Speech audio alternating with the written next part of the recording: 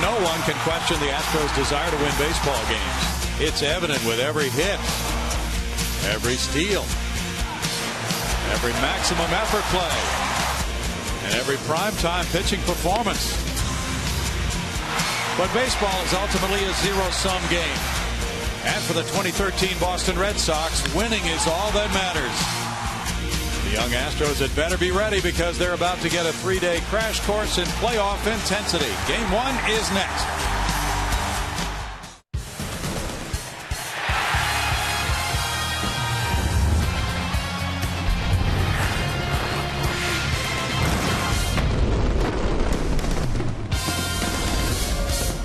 Live from Minute Maid Park in Houston, Texas, Comcast Sportsnet brings you Houston Astros baseball. Tonight, the Astros open a 7-game homestand. It's the first of 3 against the first-place Boston Red Sox. Good evening, everybody. Bill Brown and Alan Ashby. The Astros returning home after a lengthy trip. Now to take on the club with the best winning percentage in the American League. The Boston Red Sox do a lot of things well, Ash. Under a new manager this year, John Farrell has them turned around. Bobby Valentine days are in the past, and the Red Sox look like they're a team that's trying to win that American League East, a very tough division. For the Astros, they take a look at young pitching talent, and things are going pretty well for the young starters in their rotation. Boy, has it been good of late. This starting pitching is really turning around. Brad Peacock got the recent start yesterday in Minnesota. Pitched very well. The ball club lost, but Brad Peacock, like when he came up the second time this year, throwing the ball well and dominated Minnesota Twins hitters. He's got the stuff to succeed at this level. And you talk about great stuff. Jared Cozart has been terrific in 4 major league starts.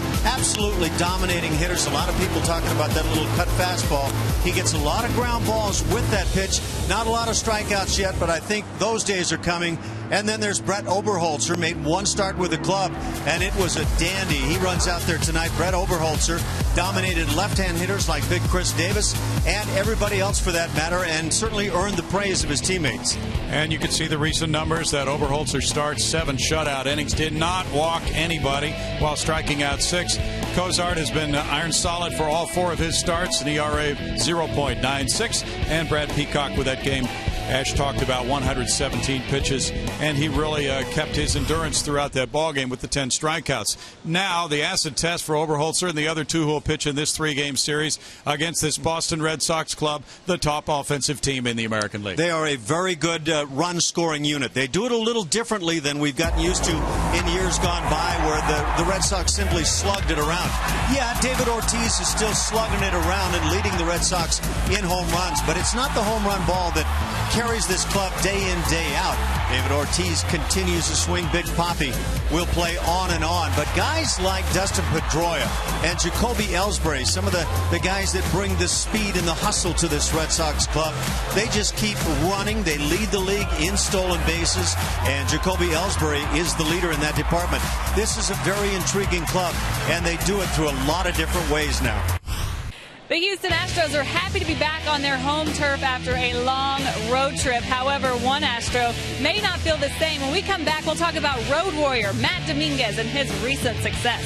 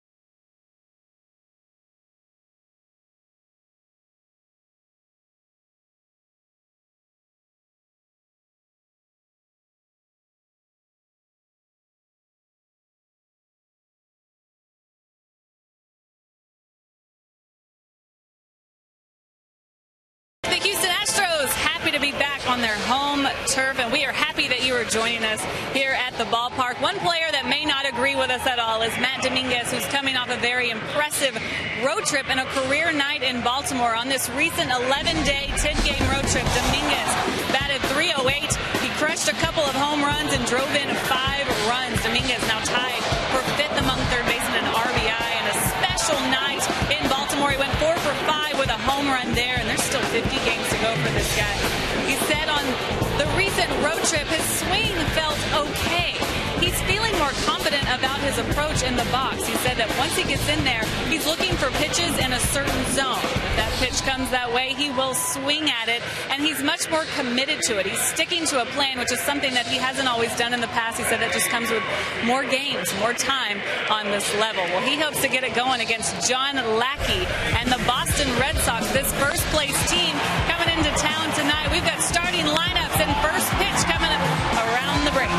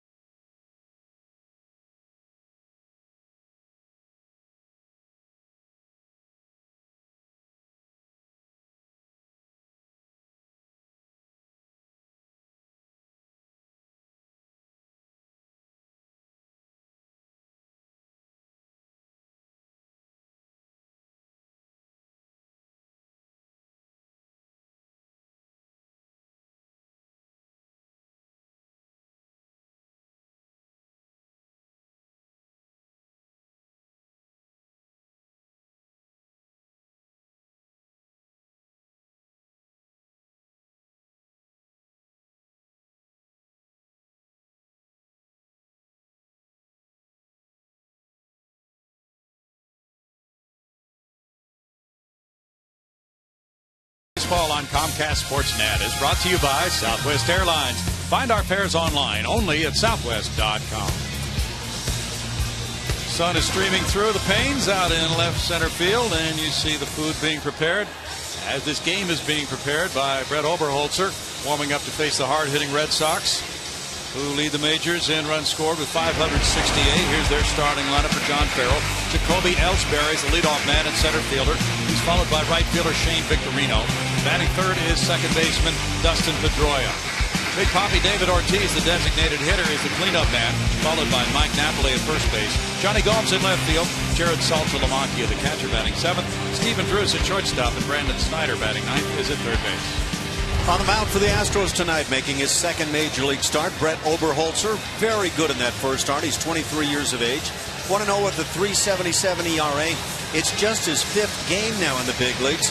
3 of those this year as a reliever. But that one start at Baltimore against a good hitting Orioles club, he dominated and tore up the left-hand hitters on top of that. Defensively behind Oberholzer tonight doing the catching is Jason Castro. Around the infield right to left, Brett Wallace, Jose Altuve, Jonathan Villar, and Matt Dominguez. In the outfield, Brandon Barnes still doing it defensively. LJ Hose makes his first start here in Houston, and Robbie Grossman's in left and swinging it well. What a resurgent team the Boston Red Sox have brought to 2013 after going 69-93 a year ago, finishing 26 games out of the top spot in the AL East in 5th place. They have come roaring back this season. and their pitching has been solid. Their offense in high gear. And as they begin a 3-city road trip tonight, they have a .602 winning percentage. They won 68 and lost 45. They won all 4 at Fenway Park from the Astros earlier this season. Now Jacoby Ellsbury gets set to lead it off as Oberholzer rubs up the baseball. And Brett, the 24-year-old lefty, drafted by Atlanta in the 8th round in '08, traded to Houston in July of 2011 in the Michael Bourne deal, goes to work at home. Ellsbury at .302 with 5 homers, has driven in 38, and he has a .361 on base percentage. Jacoby Ellsbury has been a big difference maker on the positive side for these Red Sox once again. Go back a few years, Ellsbury put up MVP-like numbers. First pitch, strike 1. Yeah, he sure did, and he's on a 10-game hitting streak right now, Ash, at .302, the 9th best average in the American League. Leads the league in stolen bases, plays a great center field. Jacoby looks at that one. It's a 1-ball, 1-strike count. Typically, the Red Sox hitters go deep in the count. That pitch right there is one both pitchers are going to want to get tonight. And Isagna, the home plate umpire. .256 for Jacoby against the lefties. That's it in the air to left center field. Going for it, Brandon Barnes. Barnes out on the warning track. Oh! A nice catch to open the game on the backhand side by Barnes. The guys in the Red Sox bullpen had a great view of it. We've had a great view throughout the season. Brandon Barnes just continues to get outstanding jumps. Watch him move on this ball. And there is just no redirection needed because he goes directly to the spot, keeps his eyes on the baseball, and not worrying about that wall until the time comes.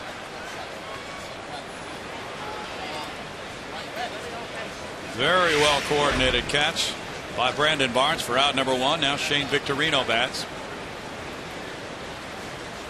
Victorino looks at it, and it's ball 1 to the man who was just named American League Player of the Week for the past week. He's at .290 for the season with 7 homers, 34 runs batted in.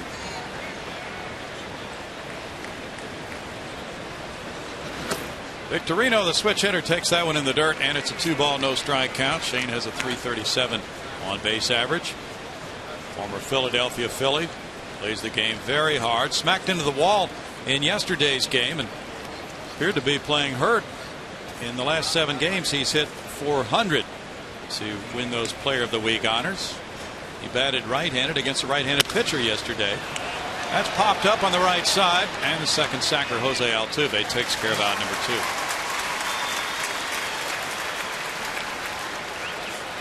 And now his opposite number, Dustin Pedroia, comes up. It'll be interesting to see where Jose Altuve is about 4 or 5 years from now. Dustin Pedroia has certainly reached the pinnacle of second base play in the American League. He'll turn 30 in another couple of weeks. .293, 8 homers, 66 runs batted in for Pedroia, the '08 most valuable player in the American League.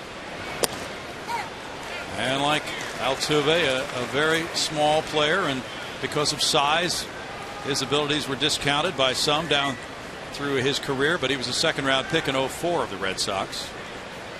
Went to Arizona State. He lays off there, and it's a 1-ball, 1-strike count. And Pedroia, you're talking about a little guy who's not only been that MVP you talk about, a Rookie of the Year, and he's been a steady leader on this Red Sox club. He plays the game with a lot of fire and passion. Ground ball in the hole, backhanded. Jonathan Villar guns over to first, low throw, and there's the dig by Brett Wallace. And 2 sparkling defensive plays help Oberholzer to a 1-2-3 first.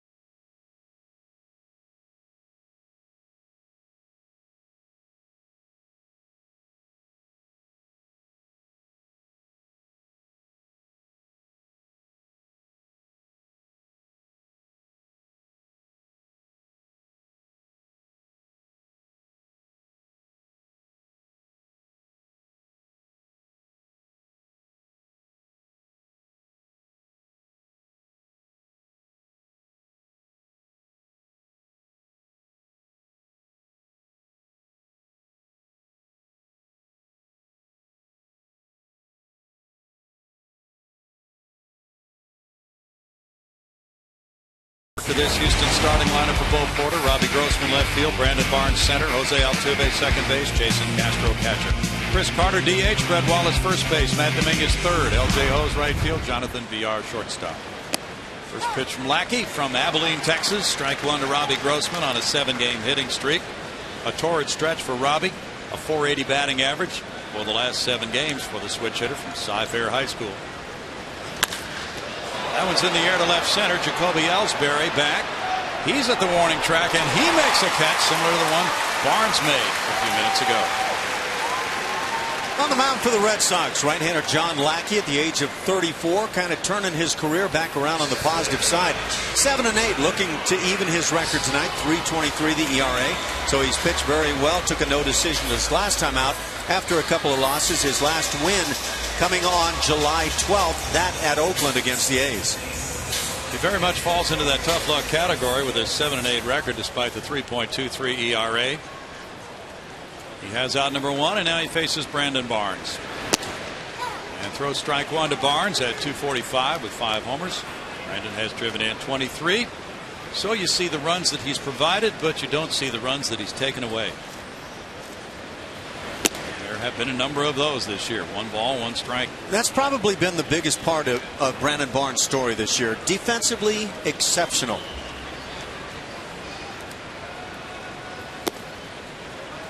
2-1. Now, he's not the guy in center field that's going to make throws that just dazzle the crowd, but going after baseballs, getting great jumps, being there when the ball comes down. Brandon Barnes can play it.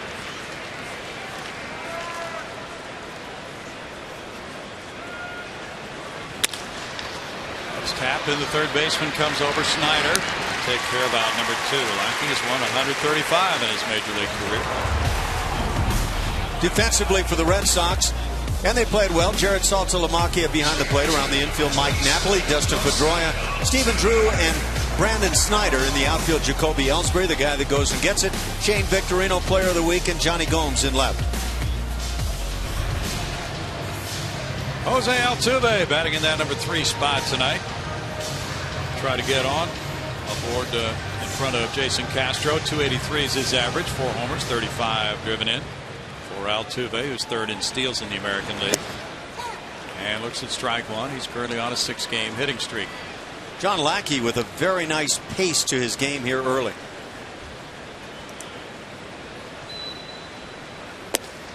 Shooting for the corner. It's just off the corner. 1 ball, 1 strike. He can throw a number of different pitches in different situations since the All-Star break. He's 0-2 in 3 starts with a 5.49 ERA. As Ash mentioned, though, his last game a very good one, but a no decision. 2 balls and a strike. He'll dance around with the fastball around 92, tops, and then mix in a slider, a cutter, a curve, a changeup. He can throw a number of different pitches. Chopped up the middle slowly. Charged in Stephen Drew with a quick throw. Makes it a 1-2-3 first for Lackey. And the Texas native matches Oberholzer's 0.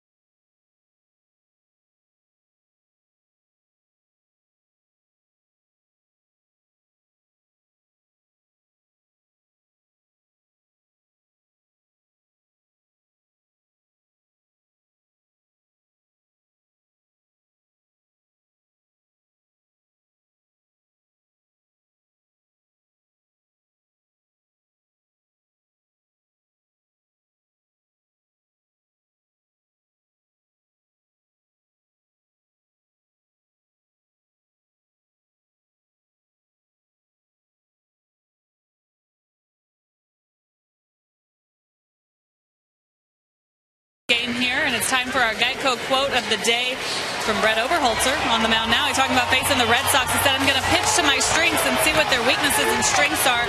That's what pitching is about, making pitches at the right time. One other thing I thought was interesting that he said after that last start is that he was not nervous after making his first major league start. And all the things that were going on around him, it's pretty impressive, as it was a spot start for him. Eric Bedard needing a couple of days off, so he didn't have a lot of time to think about it. Also, trade deadline, 2 key pieces of this clubhouse being traded that day, so a lot going on around him, and Pope Porter was very impressed. But by the way, he held his composure on a day like that.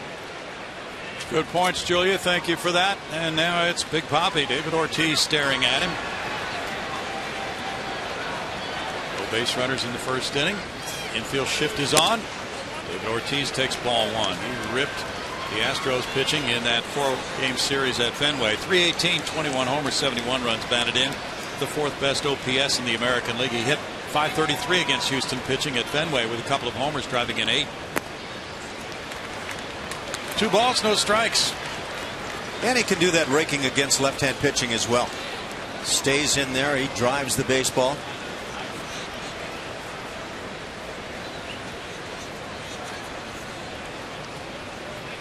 A few years ago, a lot of people thought he was done. But after a couple of seasons back-to-back with very slow starts, found his game again and basically has thrown the challenge out. Why did everybody think I was done? Well, this year he was an all-star for the 9th time in his career. Bouncer up the middle. The shift is on, and that means the shortstop comes over for the play. Whoa, what's the call at first now? It looked like an out call. Well, Matt Dominguez had moved up the middle, and he was at that shortstop type position, but Big Papi reaches, and Dominguez is looking over as Bo Porter goes out to talk it over with Brian Knight. I have a feeling, and I didn't see it cleanly either, but I think Brett Wallace dropped this ball. Might have picked it up in time, and that would be the argument, but Brett Wallace continues to have moments where you wonder what's going on with the glove. Sure did. That's an error on Wallace, his 3rd of the year. Ortiz reaching, and now Mike Napoli is the batter. First base umpire Brian Knight made the correct call. Napoli's driven in 64. He takes a strike. Napoli has 14 bombs with a .256 batting average. Strikes out a lot, 144 times. He has whiffed this year, but also produces. Good power numbers for Mike Napoli. Oberholzer is off the plate with that one. That runs the count to 1 ball, 1 strike. Derek Jeter's been placed on the DL with a right calf strain by the Yankees. They get Alex Rodriguez back, but Jeter goes down. Napoli's not chasing there, and he works the count to 2 balls and a strike. Napoli, 31 years old, a native of Hollywood, Florida. Began his career in the Angel organization. He moved along to the Texas Rangers the last couple of years. Boston signed him to a 3-year deal as a free agent. Then he had some problems passing that physical. 2 balls, 1 strike. Mike Napoli, one of those guys that goes by the credo, swing hard in case you hit it. He will air it out. He did. Napoli on the homestand for Boston went just 3 for 22. Oberholzer has not walked anybody.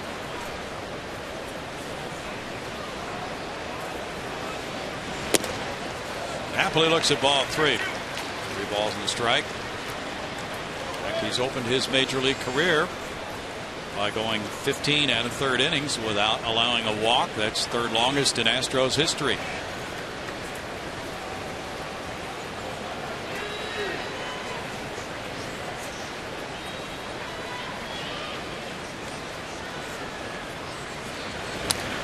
Out straight back. Jeff Calhoun started his career with 15 straight innings without a walk for the Astros in 1984.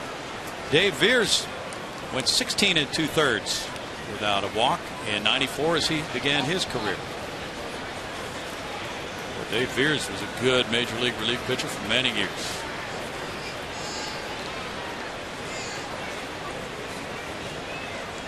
Red Sox just came off a 5-2 homestand.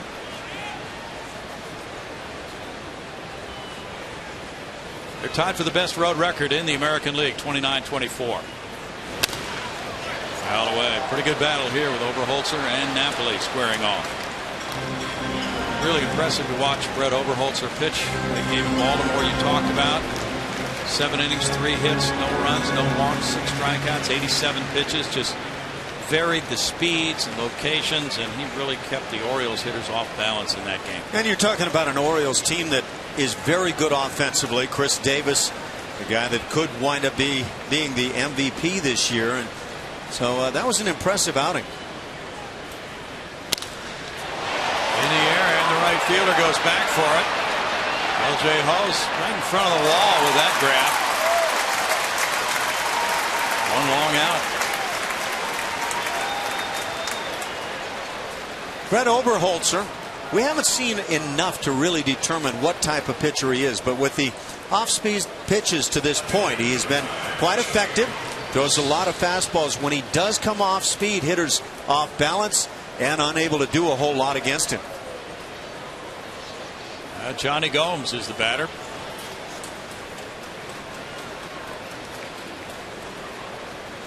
Gomes has 8 homers, 27 runs batted in, and a .230 batting average.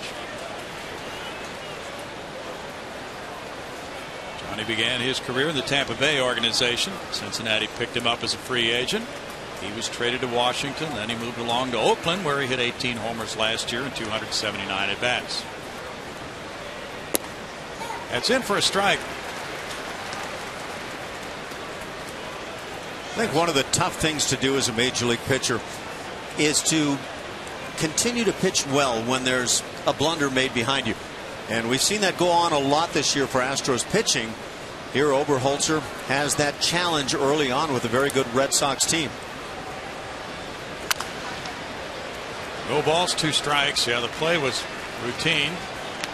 Wallace dropping the throw. That's the Astros' 81st error of the year. So their pitchers have been in that spot many times. Nobody feels any worse about it than Brett Wallace. And he'd love to have a chance to maybe start a double play right here and get out of the inning.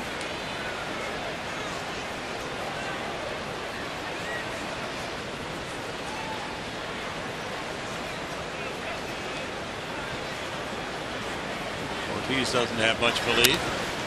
Flared, and Wallace comes over for this foul pop. Take it in for out number 2. Of course, I think pitchers are very understanding of the fact that those things are going to happen in a major league game, but if it's a routine play like that, it's a little harder to swallow, Ash. And I think even the veteran pitchers, and I played with some, they'll go unnamed, that would become unraveled a bit, get irate about the defense not being the way it should be at the major league level behind the guys, and everybody wants to see it done right while they're on the hill. And it can be a big challenge for a guy to just continue to pitch and not worry about what other guys are doing. Jared Saltalamacchia, a .264 hitter, has 10 homers. He's driven in 43. Switch hitter. That's ball 1 to him. As a right-handed batter, he's hit .207 in 82 at bats. Currently, he's on a 7-game hitting streak, and he's gone 10 for 30.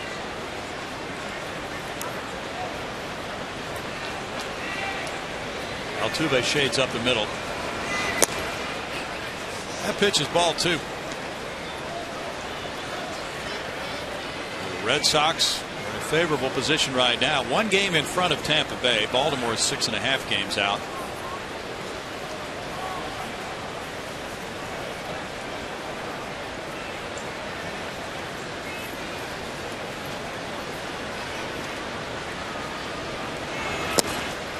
That's a strike, and that makes it 2-1. That's a tough division, that American League East, to begin with, and now maybe even tougher to try to figure out who might be the favored team the rest of the way. John Farrell has just turned this Red Sox team entirely around from a year ago. Former pitching coach of the Red Sox before he went to Toronto to become their manager. That's in the dirt, and it's 3-1. So as we look at the AL East, there's the picture. Yeah, the Yankees are a club that I think have fallen too far, and I don't know that they're going to get a lot of help. They're going to get a lot of distraction tonight and maybe for a couple of more days. But the Rays are always intriguing because of that solid starting pitching. Their bullpen is good, been good.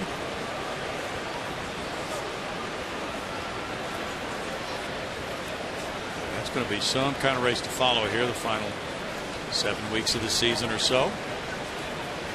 Just about 50 games remaining now for most clubs. Well, that's the first walk for Oberholzer as a major leaguer. I'll say further of the Baltimore Orioles. I think the acquisition of Bud Norris could prove to be a huge positive for that ball club. They'll score their runs. They've got some guys in the bullpen back end that can get the job done. They've needed more starting pitching, and I think Bud could be a guy that provides it for them. Certainly could. Now 2 men on, and it's Stephen Drew batting. 244, 8 homers, 41 runs batted in for Stephen Drew. His older brother J.D., of course, was one of the mainstays when he was with the Red Sox. Also played for other clubs.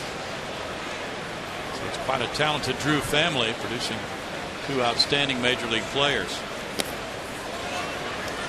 Drew takes a look at it, and it's ball 1. He's on a 5-game hitting streak, and he's gone 9 for 18. Might be easy to say of Stephen Drew he hasn't done enough with his bat to help the Red Sox, but his defense has been so sound. Just making, I believe to this point, 3 errors playing that tough shortstop position and making all the plays. That's about as valuable as you can be. Beats that one into the ground. It's a 1-1 count. Yeah, Stephen Drew just 3 errors, and he's known as one of those shortstops who is really fundamentally sound. He was a first-round pick at 04 by Arizona. Saw a lot of folks wearing the Red Sox gear here tonight as they make their only trip to Houston this season. Yankees will be here at the end of the year. Final 3 games of the year for the club.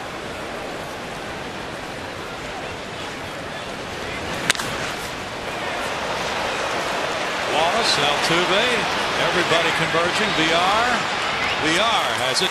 Nice job after the opening error. Oberholzer puts up his second 0 of the night. No score after an inning and a half.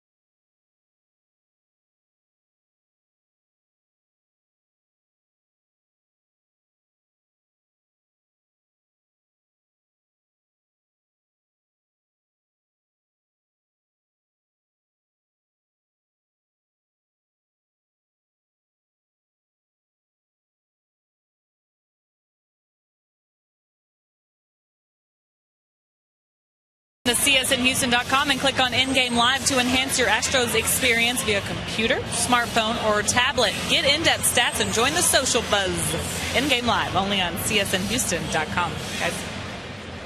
There's a buzz all right tonight. It's about Julia's shoes. They are bright. There is no doubt where she hangs out in this ballpark. Jason Castro takes ball one from John Lackey. Jason on a 5-game hitting streak. Checks in at 263 with 13 homers. 41 runs batted in. Career high 3 walks in the game yesterday for Jason.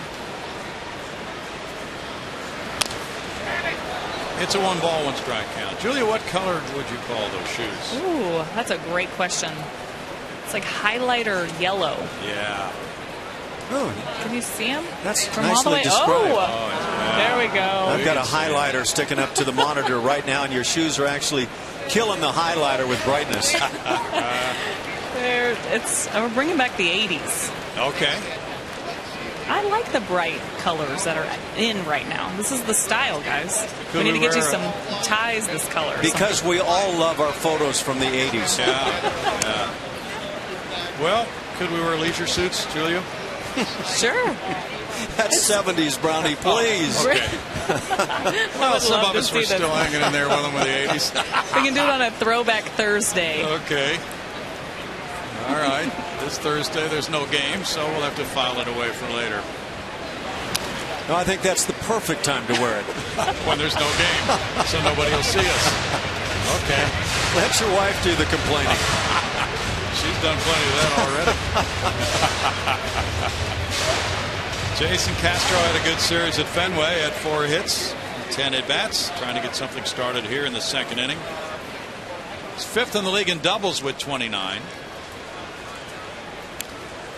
And Lackey just has an assortment of stuff, Ash. He's one of those pitchers who's very intriguing to watch in the sense that you wonder what's coming next, right? Yeah, and this is one of the guys for the Red Sox that I think a lot of people thought 2-3 years ago that he was done. Injuries along the way, and just as he aged, didn't look like he was going to be able to pitch to this level again, but he's turned it around. It's hit hard, but at first baseman in Napoli. One out for Lackey. He really has turned it around after missing all of last year following Tommy John surgery in October 2011. And a lot of times that's really what it is, a guy just not feeling healthy, but with the game and the nature of it being what it is, you go out there, you gut it out, and when you're not feeling your best, you're just not going to perform at the level needed here in the major leagues. Chris Carter, the DH, checks in with 19 homers, 52 runs batted in, a .213 hitter. Pitch breaking ball, ball 1. Lackey was on the disabled list after his first start of the year.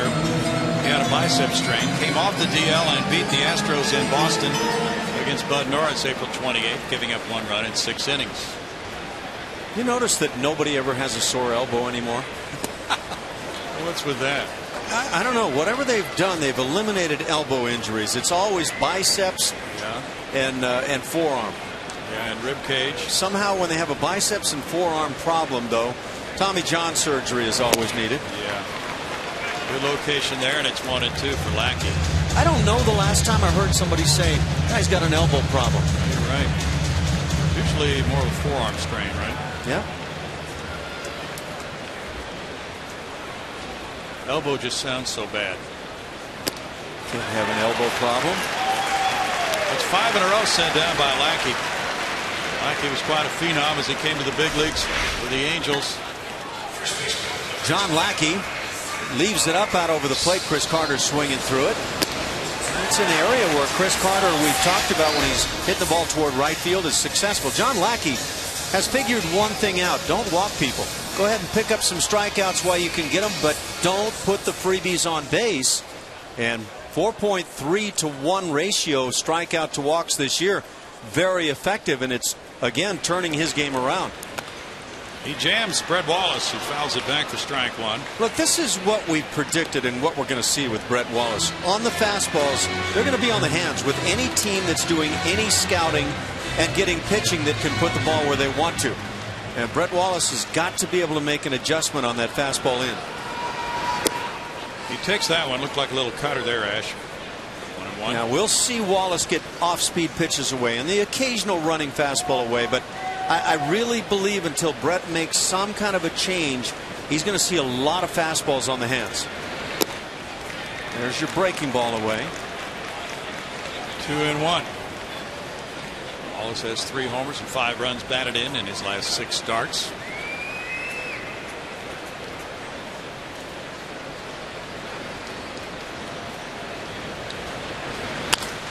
He shoots that one near the left field line toward the corner, and this slicing drive is fair. Kicks off the wall over in foul territory, and he checks in with a double. 7th double for Wallace, 6-game hitting streak for Brett. Got a big curveball through the heart of the plate, driving it to left field. And I have a feeling what that'll do in the Red Sox dugout is immediately get pitching coach and the skip together and say, look, we just need to continue with the game plan of hard stuff in. If we walk him on occasion, so be it. But when you leave the ball out over the plate, he's dangerous with extra bases.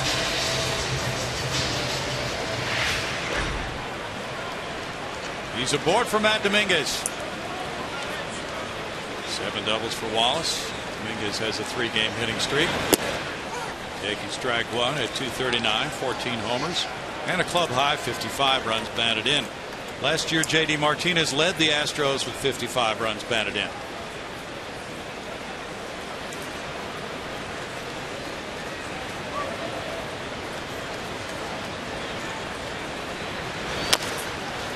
Chopped off the plate. Lackey comes in, slips, and throws to get him, and he's down. Lackey is down. He got out number 3, but he is really writhing in some pain here after feeling that chop off home plate and limping away toward the Boston dugout. And we'll see how he does as the 2nd inning has come to a close with no runs on a hit. The man left will be right back. 0-0. Why do guys...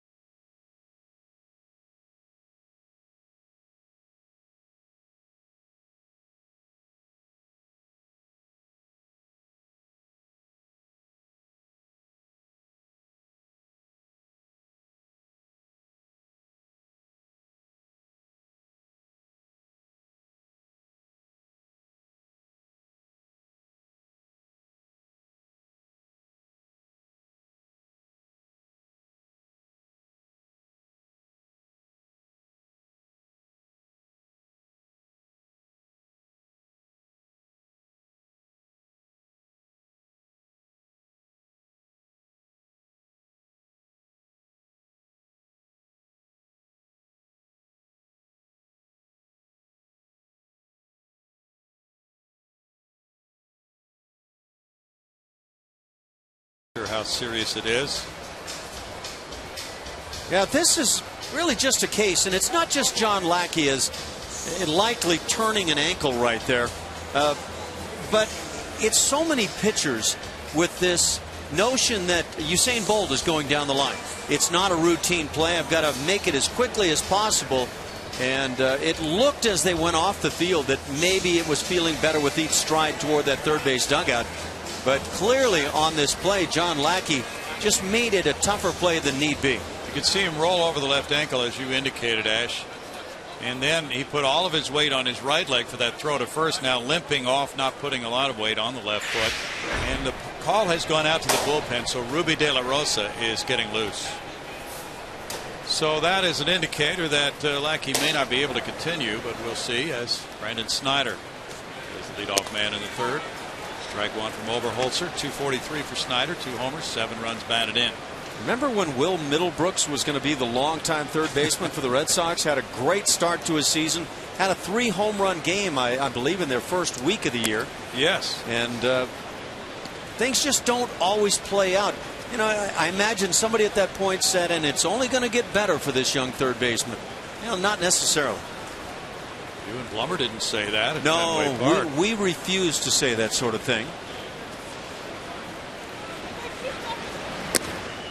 You guys are not cliche-ridden broadcasters.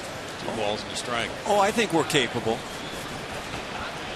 Well, that's true, though. It has been somewhat shocking that Will Middlebrooks did not take hold and is back in the minor leagues. He was looking good at that point when you guys were in Fenway.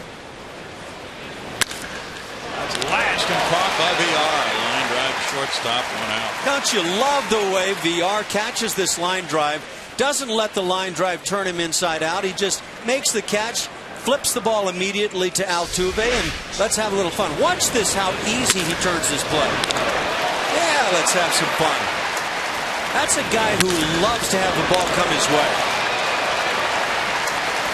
He might have a little Miguel Tejada in him, you know it? Yeah, you know, and there are a lot of those guys through the years, guys who just have fun with the baseball. Yeah. And it transmits to everybody watching. Jacoby Ellsbury hit a deep drive caught by Brandon Barnes in left center field to open the game, showing bunt. He takes the breaking pitch. There's strike 1 to Ellsbury. Good guy to keep off base since he leads the league in steals with 40, and he's only been caught 3 times.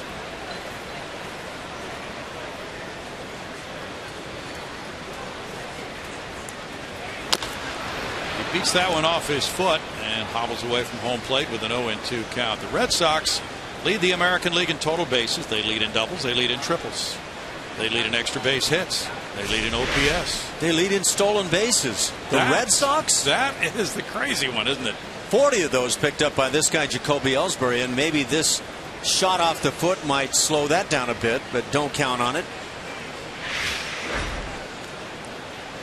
Ellsbury, a first-round pick in 05 from Madras, Oregon, and Oregon State. You have any Madras still in your closet from the 70s? Madras, huh? Yeah. I've got some old mattresses around that you probably don't want to lay on. I know that. Ground ball to third. Matt Dominguez gobbles it up.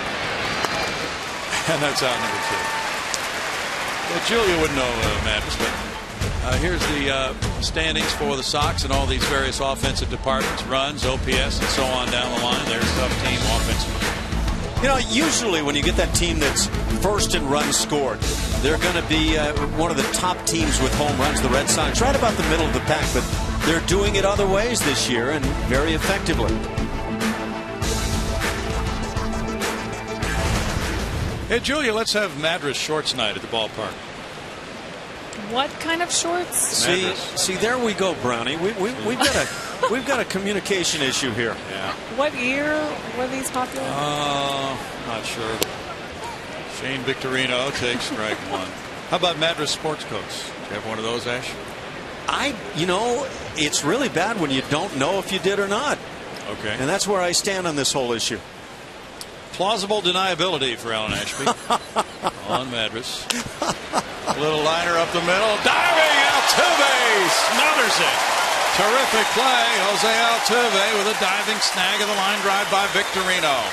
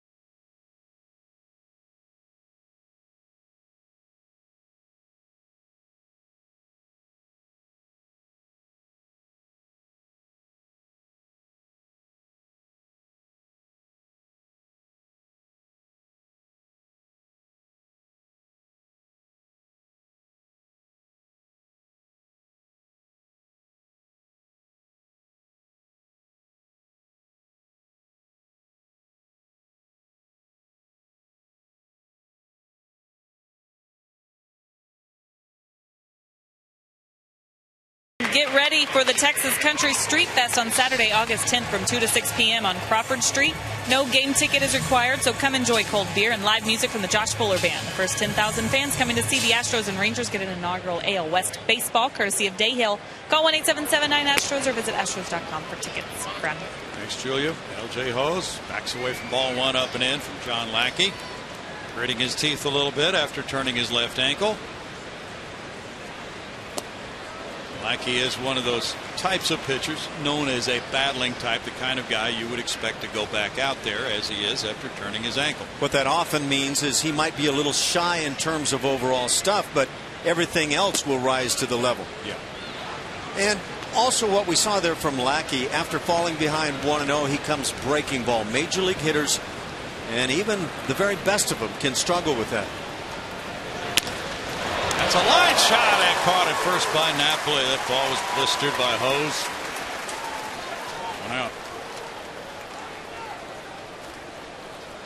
Yeah, that's pretty hitting by L.J. Hose. L.J. stands for Little Jerome. His dad apparently was Big Jerome.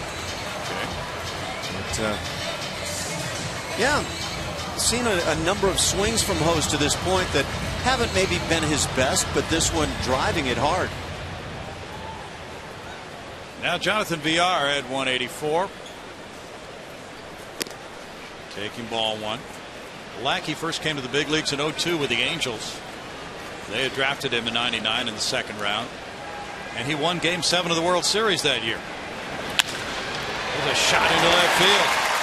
Villar picks up hit number 2, and that is a very good way to get a base hit off a guy who throws what Lackey threw, just took it hard the other way. Jonathan Villar, in my assessment, can help himself by being a little more aggressive than he's been to this point. And if he can put it on the ground on the left side, all the better. And that very sharply done in doing so. He's got a chance of being really good. It's a struggle as you begin. The pitchers find your weakness, they'll go right after it. He will be running here, Ash. You would figure so. It's not home plate, but we've seen him take that too. He draws the throw. 21 steals in 25 attempts against John Lackey this year. How about that steal of home on the road? Was that aggressive or what? That was so much fun to watch as he victimized the lefty Wei-Yin Chen of Baltimore. And the Astros have been much more of a running team since the break. Villar a part of that. He has 6 steals in 8 tries. This Astros club is turning into one of the better running clubs in the league. He's going big jumps out to Lamacchia with a throw right over the base. Safe. It took a big jump. He gets steal number 7. This is Villar pick and home. He takes one in the back of the helmet, but so what? And I mean, he can go. And what he does that a lot of guys can't do is he'll pick it up right at the end on his own. But the whole club is running. Altuve is 3rd in the league in stolen bases. Kind of a quiet secret around here. Jonathan Villar, watch for a lot of this running game. And the pitch was ball 1 to Robbie Grossman. He now lays off that one to work the count to 2 balls, no strikes. The nice thing about Villar stealing on that first pitch is it gives Grossman now an opportunity to work. Count is 2-0. I'm sure the Red Sox, Brownie, have been warned not to think that Villar is done with his job running the bases just because he's at second. 2-1.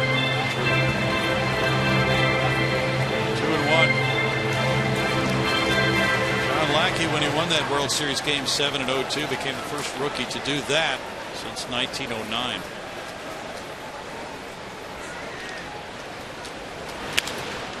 Flared foul. It's 2-2, and he joined the Red Sox in 2010. He won 14 that year, 12 the next, and then missed all of last season. He's not an ace of a staff, but a very valuable guy in the middle of the rotation. John Lester was the opening day starter. Clay Buchholz started game 2. He's been hurt for quite some time. Ryan Dempster, Felix Dupont, the others in the rotation. And Grossman strikes out. Now, the fact that the Red Sox have been able to overcome the injury of Buchholz has been rather impressive.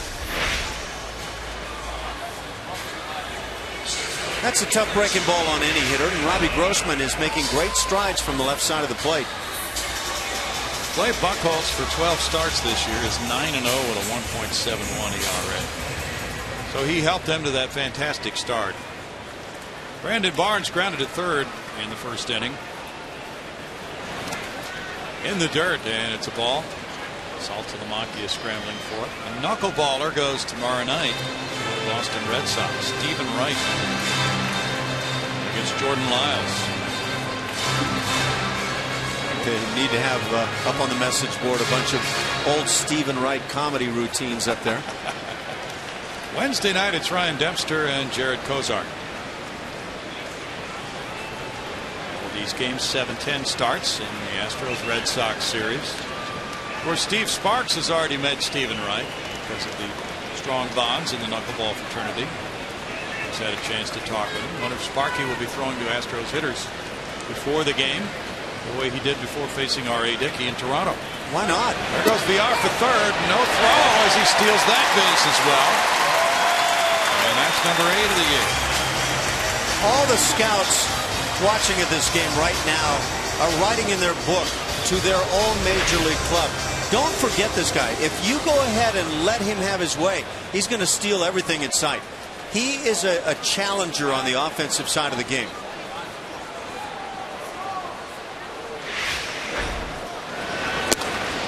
Now it's 2 balls and a strike.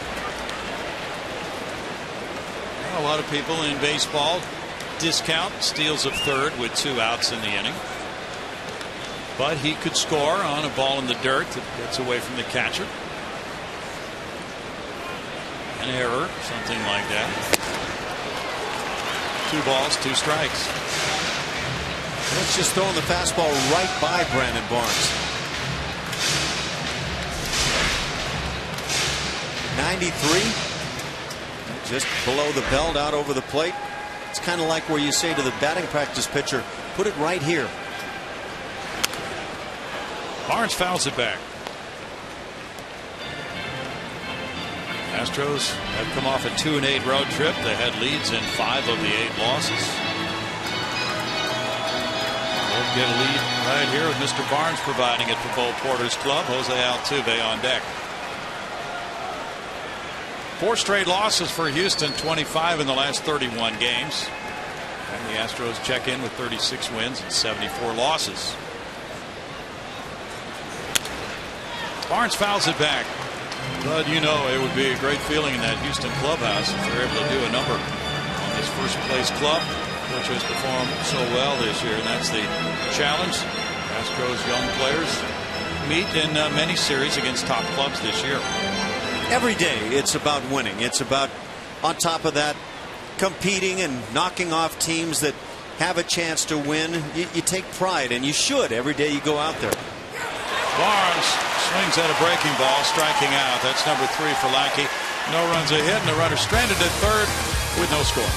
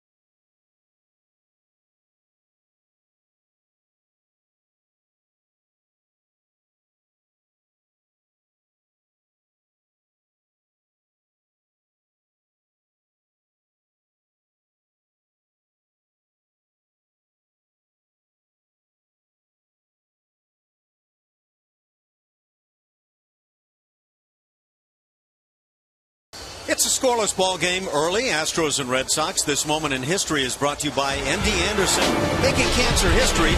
August 5th of 1994. You remember that year? There was a strike, or at least a lockout. Jeff Bagwell shatters Astros records with his 38th home run, 112th RBI, and 69th extra base hit. Jeff overtakes Bob Watson for RBIs, Jimmy Wynn home runs, and extra base hits in the record books for Houston. What a year Jeff Bagwell had. MVP that year. Strikes shortened season, but the numbers didn't appear to be strike shortened at all for Jeff.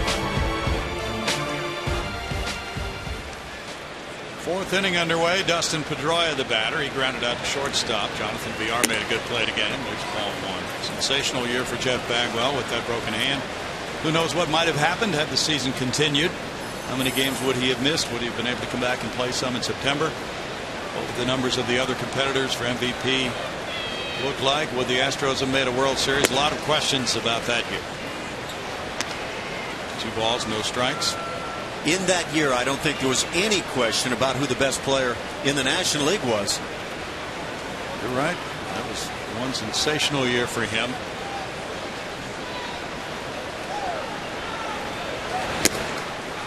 It's way outside, and it's 3-0 to Dustin Pedroia. But Jeff Bagwell had his name on that list many a year.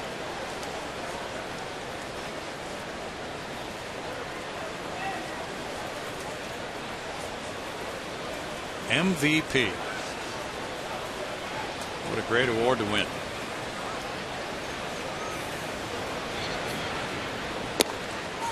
Strike makes it 3-1. Just thinking about the events of the last few days, that has allowed Alex Rodriguez to be in the lineup for the New York Yankees tonight, the winner of 3 MVPs. Some of us would like to see that vacated by a player who is caught, using steroids or involved in a scandal of that sort, if it's proven, and because it was achieved through illegal means. So that would be the point some people would make about what Alex Rodriguez has done, and yet he plays on tonight. He's back, and that is his right. Yeah. Well, Alex Rodriguez, according to all accounts, is the most egregious individual in terms of what they have, all the evidence against on the list of guys that have been suspended, and everybody else has accepted their suspension. So it doesn't look good for Alex at all, and I'm hearing zero sympathy from the other players around Major League Baseball for Alex Rodriguez. Pedroia gets the first hit for the Red Sox. Leadoff single here in the 4th inning. What I think is the very best thing coming from all of this biogenesis, and by the way, I don't think biogenesis is the only problem maker out there around Major League Baseball. And keep in mind, not all these guys were discovered by tests. They were discovered because their names were on the biogenesis list. So some guys are getting away with problems, and I hope what baseball is doing, and I talk about the best thing happening, is that the Players Association, along with Major League Baseball, they're really coming together. They have come together to try to make this be as close to the end as possible in terms of PEDs and all the problems going on. That's the good that could come from it. David Ortiz, who reached on the error by Brett Wallace as the batter, with the infield shifted around and the throw going over to first. As the players, really from the reports that we've been seeing and reading about, seem to be really uniting and more up in arms than we've ever heard before to try to strengthen the penalties against the abusers. I think there was actually a time, if as a player you stood up and tried to take that stance, you got shot down. Good point. That's ball 1, but the climate has changed so completely now, and there are so many players who have done it the right way. They've been clean, and they're great representatives of the game. Just such a small percentage can tarnish the accomplishments of so many. It's a shot toward the right field corner. It's hooking. It's a foul ball. Oh, it's absolutely ripped. One of the very unfortunate aspects about what's gone on in Major League Baseball, and by the way, other sports. Yeah. This is not unique to Major League Baseball, as David Ortiz does what he does, hanging out shots all over the ballpark, and the Astros fortunate this goes foul. But Alex Rodriguez, at one point, a handful or more years ago, was viewed as a guy who had done it the right way. And well, I just hope you can get to a point soon where you feel like you can absolutely say this guy's done it the right way and believe it to be true. Absolutely. Swing and a miss there by Ortiz, 1 and 2, and these defiant denials. Yeah. People like Johnny Peralta, please spare us, guys. See the changeup grip right there in the glove, and what an effective pitch that can be.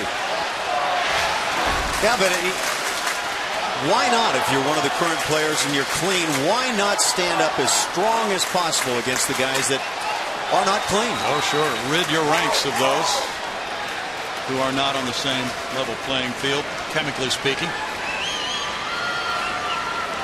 And I think it sounds as if the climate is there to do exactly that. Sounds like penalties might become stiffer as we head toward next season. Yep. High drive center field. Barnes backing. Pedroia is going to go back and tag it first. Barnes in position to throw into second, and he will do so to keep Pedroia at first base. He knew exactly what Pedroia would be doing and fired a strong one towards second base, cut off by VR. What you hear down on the field if you're Brandon Barnes is everybody else hollering, tagging, tagging, tagging. And that says get behind the ball, come into it, and get rid of it with something on it as quickly as possible. And that's what Brandon Barnes tries to do right here. Now he's moving over into right center for Mike Napoli. Napoli hit a deep drive and a high drive to the warning track and right in the second inning. Double play in order here for Oberholzer. Pedroia has 14 steals and 18 tries this year. Dustin does not have Oberholzer figured out. He was going back to first on that pitch. We're talking about Brandon Barnes and this fly ball and what the assignment is. See, he backs far enough that he can move into the baseball and immediately in one motion catch and throw. And that's the way you deter a very aggressive player like Dustin Pedroia. Now the throw goes over.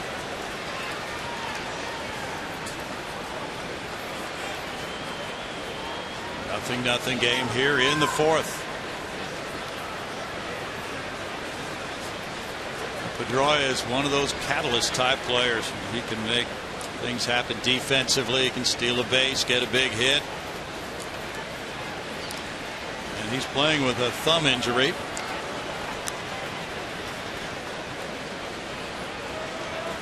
It's been reported as a complete tear of the ulnar collateral ligament in his left thumb. Yeah, that just sounds like that would shut a secretary down, let alone a major league ball player. Can't type with that. No. 0-2. I've got rights. Well, Dustin Pedroia has rights, and he believes his rights are to be out there every day. This changeup from Oberholzer is turning out to be a very effective pitch. It's a great pitch. And we've seen hitters chase it well off the plate.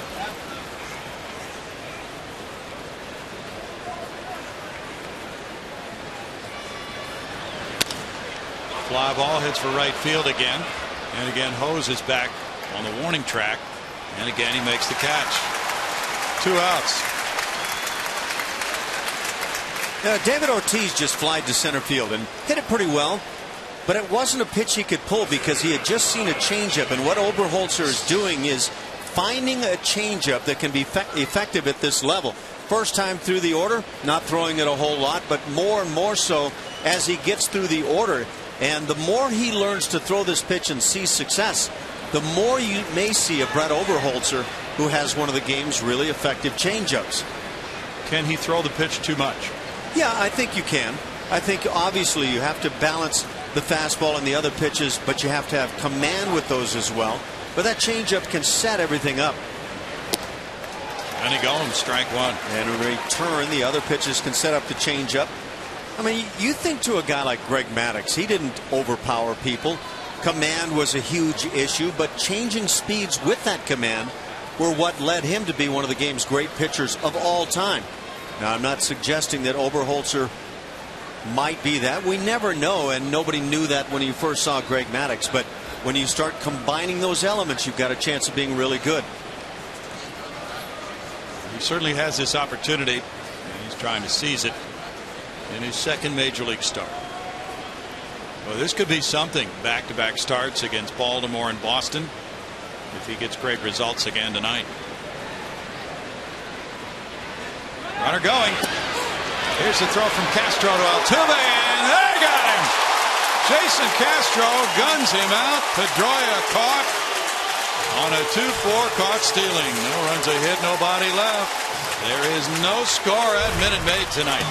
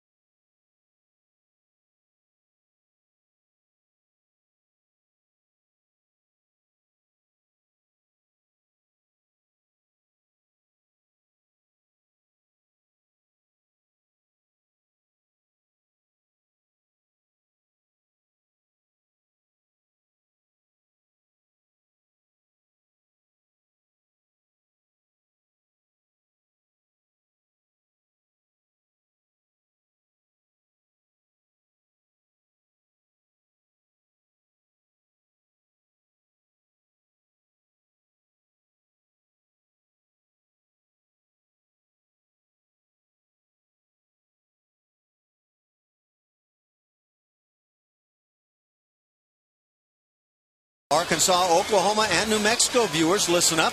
Comcast Sportsnet covers the entire 5-state region, and we want your story ideas. Email us your ideas at regionalroundup@comcastsportsnet.com. It's a big play from Jason Castro to Jose Altuve. Boy, did Castro have good footwork. And watching that play that looked really close to the naked eye, and bang, bang, you see that the Astros did get him.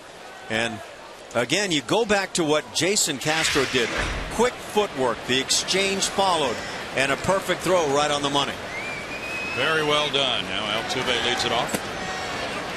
Breaking pitch, ball one from Lackey, who has struck out 3. Altuve grounded out to short, first time up. That was just a split-second call there at second base on the caught stealing. That one didn't come out of Lackey's hand very well, and it's 2 balls, no strikes. Yeah, I thought that was also one of those plays where, and I imagine Dustin Pedroia, when he sees this, will say, I came up a little shy on my slide. Because you'd like, with the full speed, to get right in with that lead leg to the bag. Is that figure 4 Jeff Blum was talking about? Yeah, how about that? The figure 4.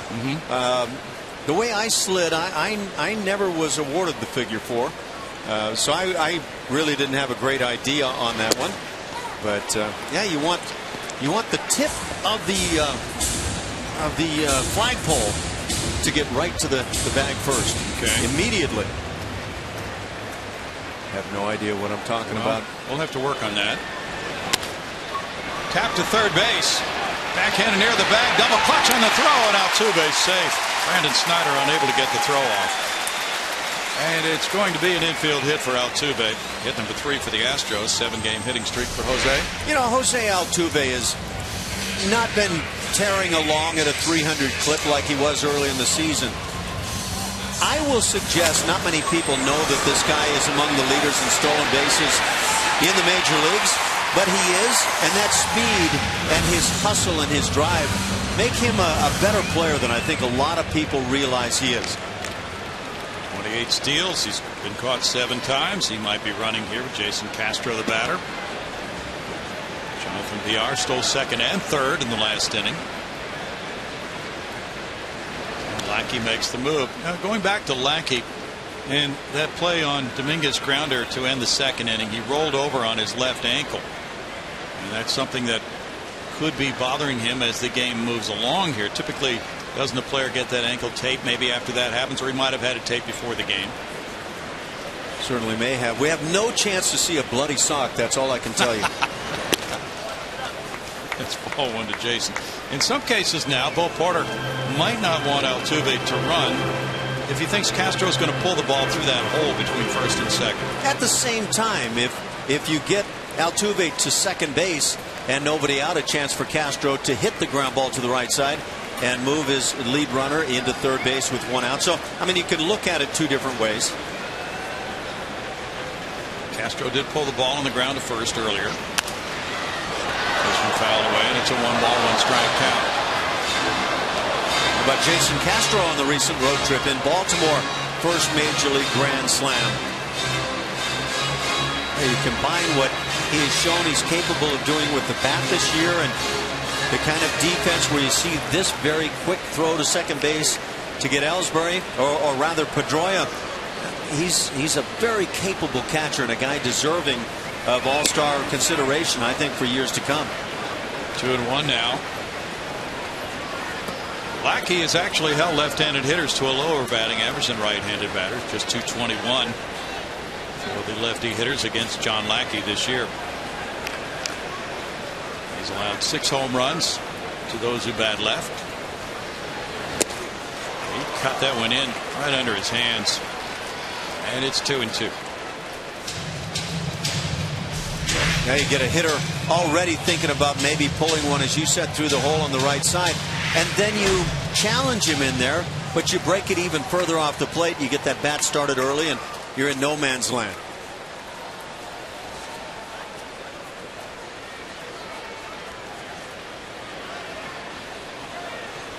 Runner going.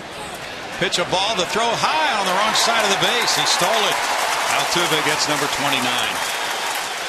Third steal for the Astros tonight. If Saltalamacchia makes a good throw down somewhere down and on the bag, he's probably got an easy out right here. But with the throw up, Altuve takes advantage, and another stolen base for the Stros. And now he is at second base with nobody out, and a 3-2 count on Castro. Chris Carter on deck. It's 86 stolen bases against the Red Sox in 112 tries. Castro works a walk. Now it's first and second for Chris Carter with nobody out. First walk for Lackey. Lackey wasn't going to quit with that slider, cutter, whatever he calls it, off that inside edge. Kept crowding him. Now John Farrell's right-hander faces Carter, who struck out in second. Things are not going well at all for the New York Yankees. They have gone well for Alex Rodriguez. He's 1 for 1, but the Yankees are trailing the White Sox 6-0 after 3 at U.S. Cellular. Andy Pettitte is pitching tonight. Jose Quintana on the mound for the White Sox. Strike one to Carter. I wonder how folks on the baddest side of town are treating A-Rod. Well, you can pretty well guess. I'd probably be right on with that one. We haven't heard any reports on it, but they can probably hear the booing over at Wrigley Field tonight. That's a pretty good distance. Yeah, it sure is. 1-1 the count. I heard that kind of noise on the street on the recent road trip up in Toronto, but Justin Bieber was in town. And, oh, really? Well, the little girls were, I want to tell you, they were sounding off to the, well, it's like probably better than the old Beatles days, if you happen to be hanging out in those days. Well, a lot of us did. Madras shorts. I've got to see those, I think. We're going to get Julia some Madras shoes. Lackey now, time called. He backs off the mound. Julia's really into wearing the quiet kind of shoe. I don't know if you're talking extreme. I don't know that she wants to go there. Very conservative, extremely conservative in her choice of footwear. Do y'all not like my bright colored shoes? We do. You know, we're just so jealous. They are spectacular in my book. You got to change it up a bit. You sure do. Foul away. Well, you guys just got back from a long road trip. Doesn't always feel really good to be back home after a trip like that. Brownie, I got nothing funny for you. It is nice to be back home. I completely agree. Yeah. We got back in at a reasonable time last evening and drive on the freeway that you're familiar with and usually very angry at. But then you get home and it's all great. Forgot to tell you about that construction, Ash. Yeah. It's 2 balls, 2 strikes. Avoid that freeway at all costs this homestand. You know, it's all about the frame of mind, and mine was rather happy. Now, a nice week at home. That'll be a 4-game series with the Rangers starting Friday. Day game Monday at 1:10. The finale of the homestand. That's unusual for a start time on a Monday. Carter's down on strikes. That's number 4 for Lackey. I do wish we could get more and more clubs to agree to day games on getaway days. I will tell you that, especially from the West Coast. Take a look at schedule. Now Brett Wallace, and this becomes a very big at bat in this game. The Astros in a 0-0 game. Wallace doubled to left field in the second. Runners at first and second, 1 out. Matt Dominguez on deck.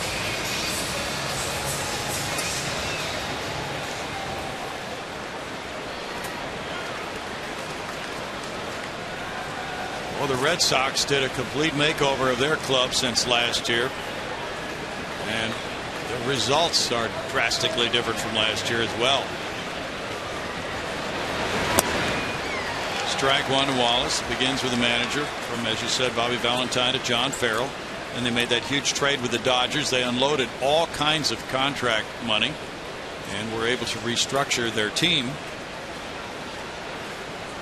Yeah, when they made that big move with the Dodgers, my reaction was, boy, I didn't realize the Red Sox needed to save money, because that's all I could see it as. There goes Altuve breaking for third, and the throw is there, and they get him. Big play by Saltalamacchia and Snyder for out number 2. Yeah, this was a very different throw than we've seen to this point from Saltalamacchia. As he came out, he cut this one loose and right on the money. That is just getting it done.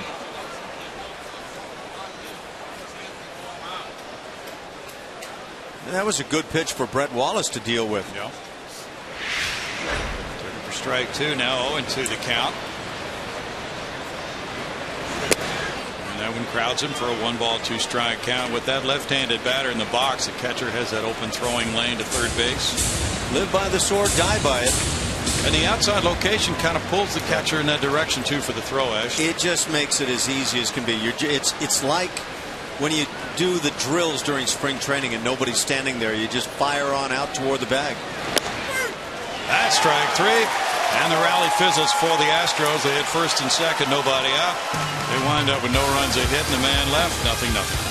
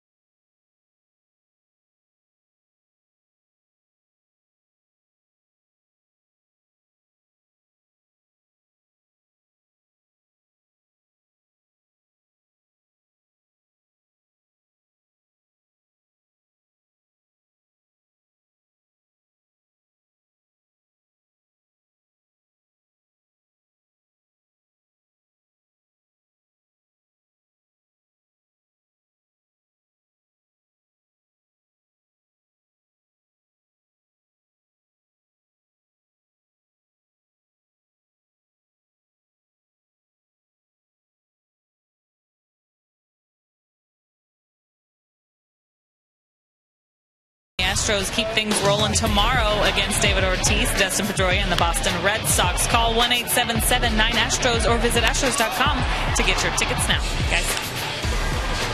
Thank you, Julia. Well, tonight in Chicago, the Yankees playing at U.S. Cellular Field. Welcome to Alex Rodriguez back to the lineup, and we're going to let you hear the crowd response to that game by the Chicago White Sox fans.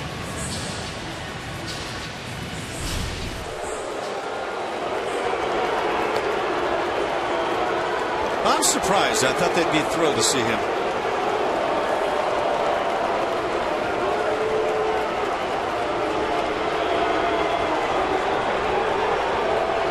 He says with his tongue in his cheek. He's back. Now Johnny Gomes leads it off. Gomes 0 for 1 in this game. And he fouls it away. There's strike one for Brett Oberholzer here in a scoreless game as the 5th inning gets underway. May I just say, I can't even fathom being in A-Rod's shoes and saying I want to go out there and perform for a night, 2 or 3, whatever it's going to turn out to be. I just can't even imagine. Right.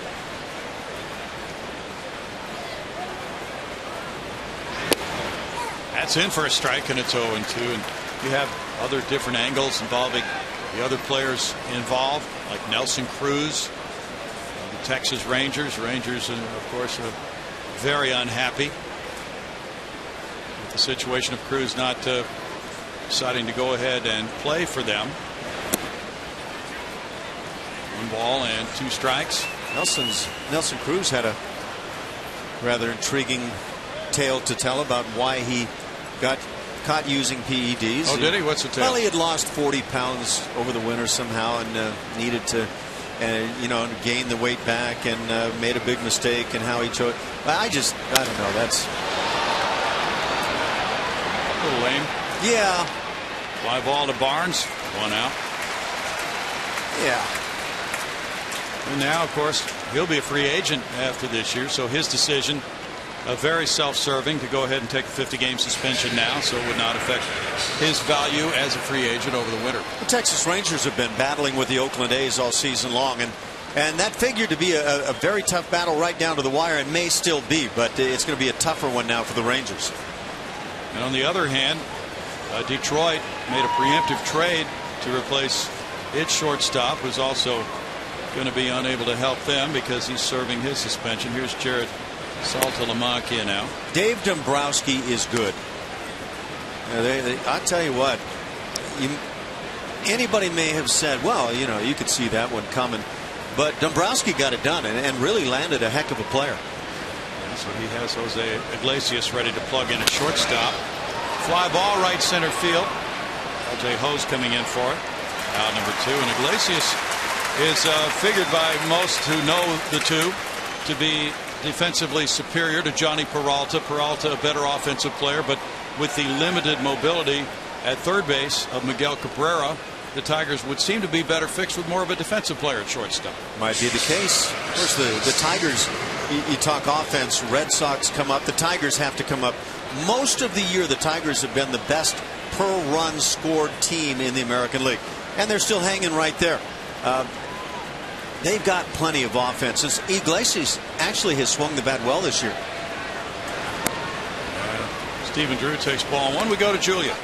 Brownie, you guys were talking about the news of the day, and players were being asked about these suspensions before the game. Dustin Pedroia said this: I'm glad this happened. You want everybody on the same page. We shouldn't be competing against guys who use drugs like that. Yeah, and you can understand, especially where he's coming from, a very small player who's had to battle against these large, hulking, muscular guys who have a tremendous physical advantage over him. So completely understand that comment. Well, physically, he's already completely out of his league, but somehow makes it his league anyway. Doesn't he? Great story. And that's what we all like about baseball, the ability of a small player to excel in this sport.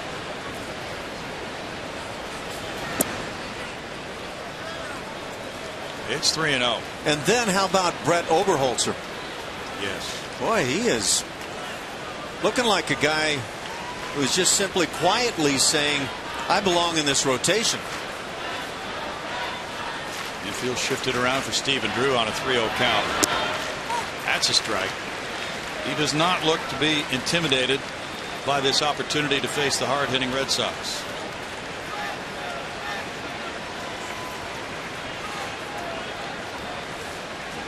Well, I hope Dustin Pedroia and a whole lot of others get their way and get this thing straightened out once and for all.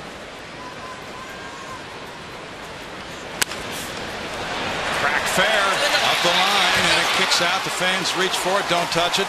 Hose will have to pick it up, and it's a double by Drew. 6-game hitting streak for Drew. That ball apparently crossed just over the first base bag. And the call was made by Brian Knight at first. Stephen Drew already, as we talked about, an outstanding shortstop defensively, starting to make himself more and more valuable now.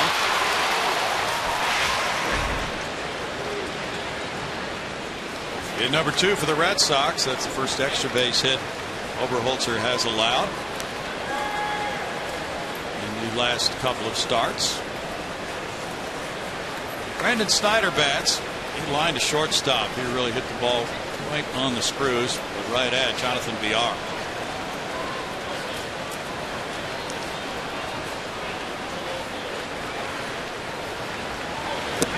There's strike one. Now back to the Yankees for a moment. You know, Yankee third baseman had combined for 4 home runs all season coming into this game tonight. Wow. It's hard to believe with the ability to go out and spend money like the Yankees have, maybe more so than anybody else in the game, that they've been saddled that way. In the air, and Altuve looks out to Brandon Barnes, who moves over into right center for the third out. No runs a hit, and the man stranded. Another fine start for Oberholzer so far. No score after 4.5.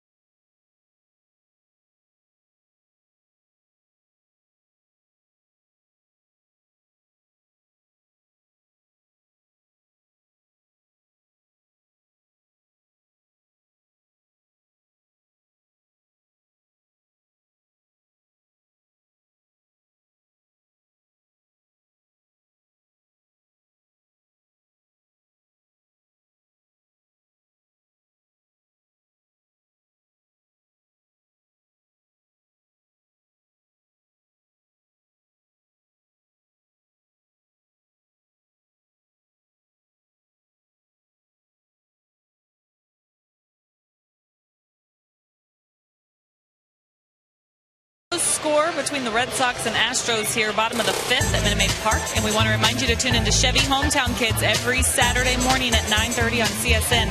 Chevy Hometown Kids, where it's not about the score, but the experience. No score as Matt Dominguez leads it off. Home 5th inning. He grounded back to John Lackey earlier. Takes a breaking pitch there for strike 1. Lackey's walked 1. He's fanned 5 in this scoreless game. He's given up 3 hits. But Oberholzer has allowed just 2 hits.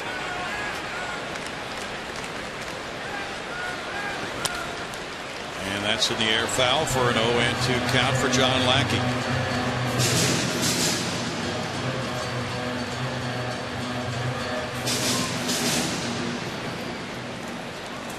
Red Sox have had 65 quality starts. Their starting pitchers have a combined record of 48 and 31 for the year. That's a foul ball back, and it's still 0-2 to Matt Dominguez. And their bullpen, they've gone through a couple of closers who have been hurt this year. And their current closer, Koji Uehara, has done well. Red Sox would seem to be very well equipped for the final 7 weeks of the season. Off the plate, and it's 1-2.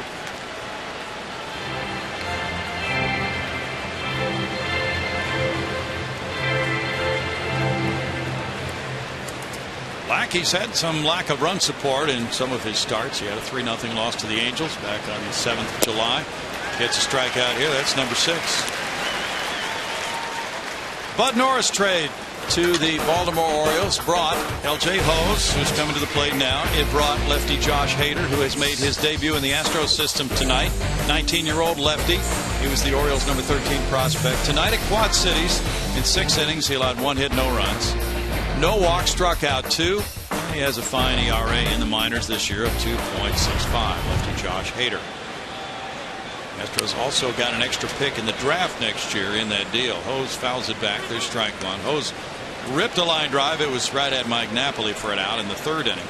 I saw a little video on Hader, and what I saw was a guy that long and lanky, throws 3/4 out a little bit toward sidearm. That's a hit into right field. How did and who bottom line looks like left-hand hitters are going to dread facing in the future. So, you know, with the numbers tonight, maybe he's one of those starting pitchers who can make it all happen. A la Chris Sale of the Chicago White Sox, which wouldn't be bad. Ooh. By the way, Hose has shown an ability, a propensity to hit the ball the other way, and might be a guy who can be effective going that way. Well, that's twice he's done it tonight, and he's hit it hard both times. Hit number 4 for the Astros. Jonathan Villar, the batter. Villar singled through the left side. He stole 2nd, stole 3rd. Hose is 1 for 1 in base stealing as an Astro. There's ball 1. He runs pretty well. So the Astros got a player who can help now in Hose. They got the lefty pitcher. We just saw his stats, Hader. And then they get an extra pick in the draft next year, and that was a pick that was slotted for a $1.6 million bonus in this year's draft. That'll change a little bit next year, might be a little bit higher. Sounds like they should be able to get a very good player in that spot.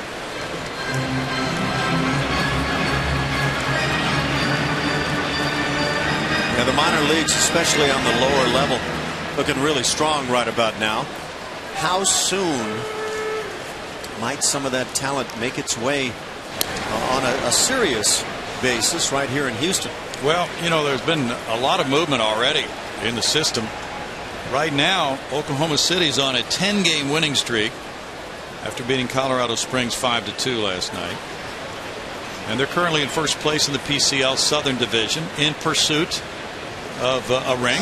Runner going, swing and a miss. The throw is there, high and safe. Drew didn't get the tag down, in the opinion of the second base umpire, Mark Carlson, in time to get Hose at second. Drew really thought he did.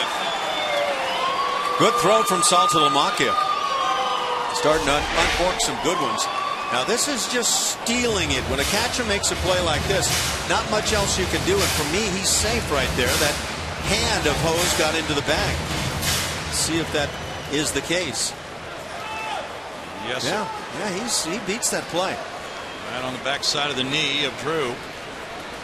Even as the infielder laying down the tag, you're not guaranteed of being right of your own assessment. Good point. And 1 to VR.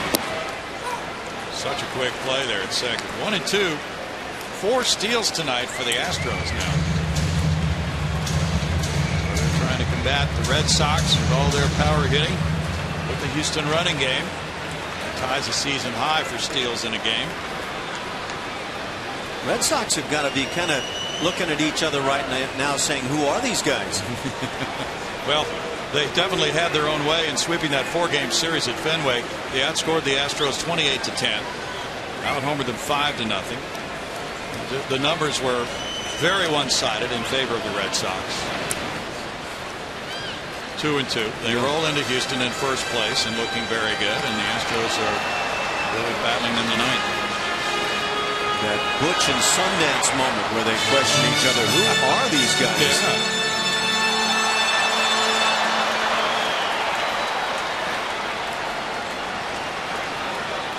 David Rollins moved up from Lancaster and made his AA debut for Corpus Christi last night. It was effective in a 2-1 10-inning win. He got a no decision. The guy has been promoted. And Matt Duffy is making the move from Lancaster to Corpus Christi. So the Astros are continuing to promote from minor league club to minor league club. And that Lancaster club has scored 815 runs this year. That's a ridiculous total. Of course, they play in a crazy offensive ballpark there with the wind blowing out most of the time in the Cal League. But nonetheless, 815 runs. The number 2 team in run scoring in the minor leagues has 643. Morgan Ensberg is not going to let them break that team up, is he? No. He's very proud of that team. He's got 10 of those guys making the big leagues. Might be right. 77 pitches so far for Lackey. And that's a walk, his second. And no way of knowing, of course, Ash, whether the left ankle is bothering him.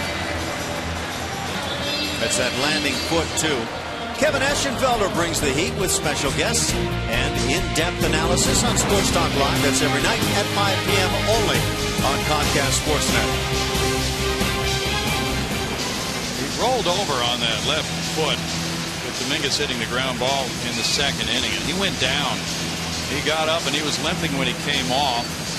So maybe he's had some ice, maybe he's had it take, but sometimes the adrenaline will mask the pain for a while.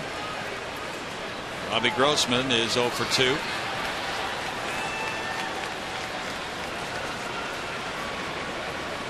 And sometimes after the player gets out of the game, that thing will puff up like a balloon, and the pain really becomes evident.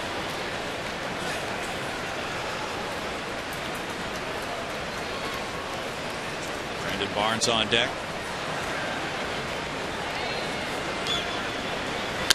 There's a shot into right field.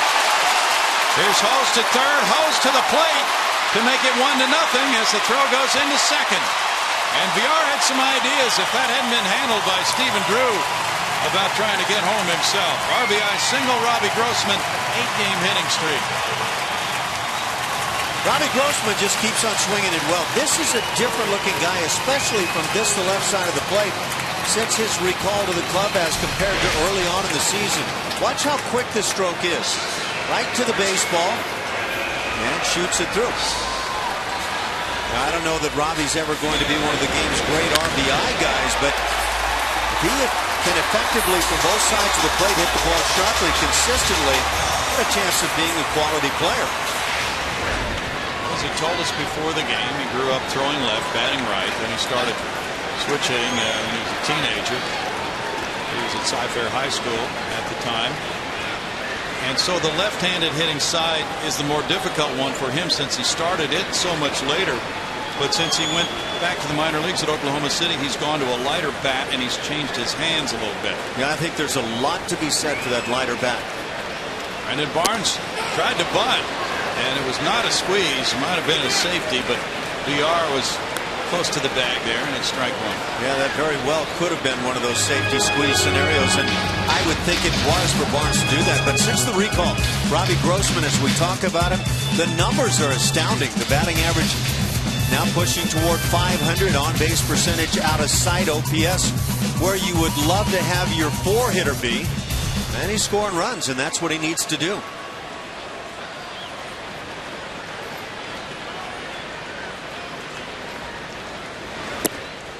Swing and a miss makes it 0-2.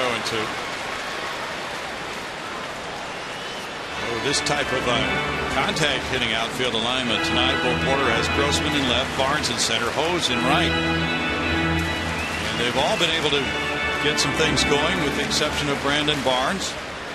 He has a shot right here. He's 0 for 2. He's grounded out and struck out.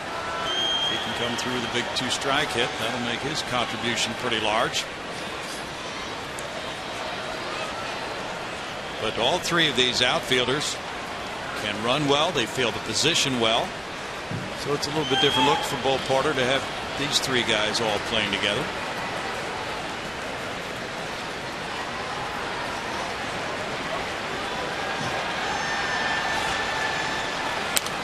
Barnes Barnes fouls it away.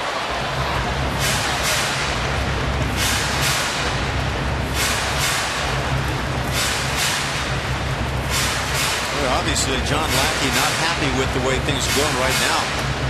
And that anger is probably self-directed. Sometimes that can be viewed as good when a guy's successful. Sometimes maybe the reason why a guy falls apart.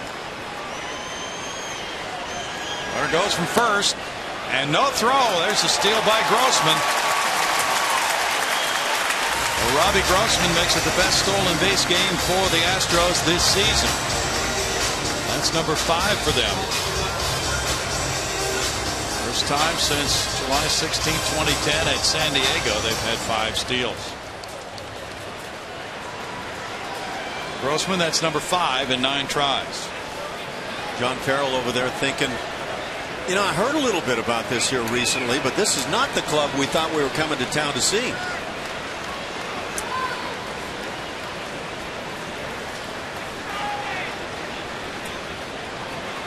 Jose Altuve's on deck. Game slows down for John Lackey.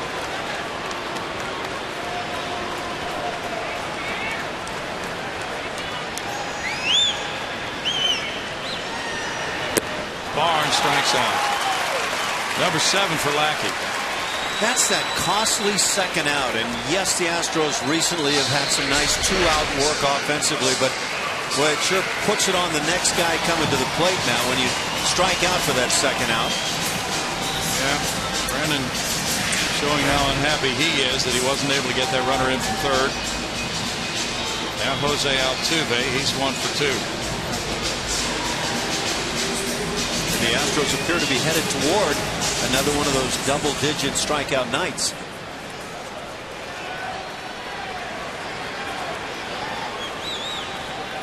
They've hit 228 with men in scoring position as a team.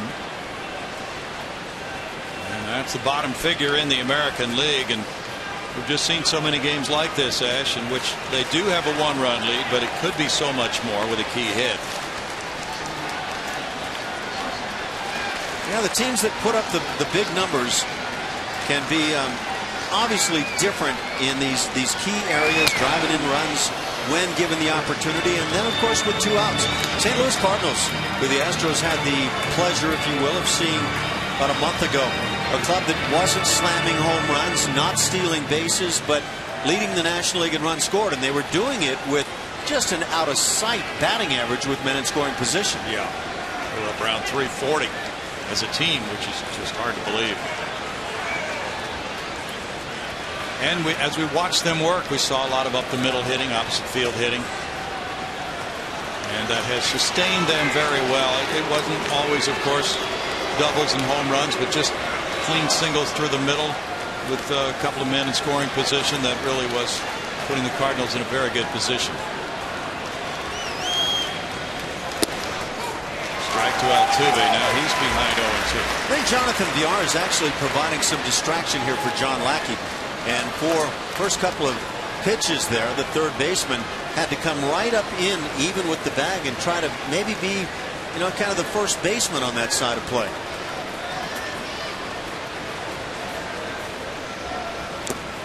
And another strikeout gets Lackey out of trouble here in the 5th inning. The Astros come up with a run on 2 hits. They leave 2, and they're up 1-0.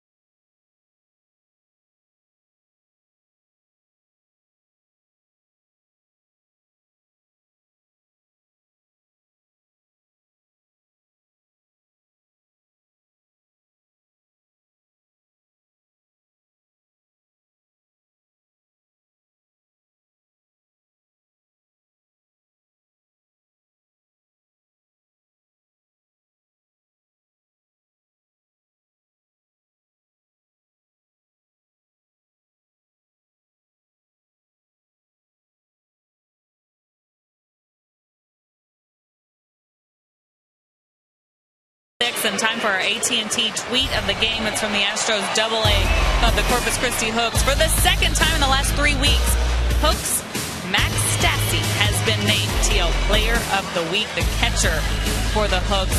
On a roll here recently. He's hit .414 that week. 2 home runs, 4 RBIs, 6 runs. That'll do it right there. And then David Rawlings, the guys were talking about Rawlings earlier at Corpus. He's 9-5, 3.63 ERA. Not bad for these guys. What do you think? Well, he's the guy who got bumped up from Lancaster for 1 start to Oklahoma City. Had a great start. Now he's at AA, so he's been all over the map, Julia. He's handling it well, I would say. Yeah, it's been fun to watch these guys as they move up to a higher level do so well. Yeah, Max Stassi, who got off to a slow start this year, has really turned it on. I mean, he's starting to look like one of those guys that may feel like is starting to get pretty close to that Astros uniform here in the future. Jacoby Ellsbury leads it off. 1-0 Astros. There's strike one. Ellsbury's 0 for 2.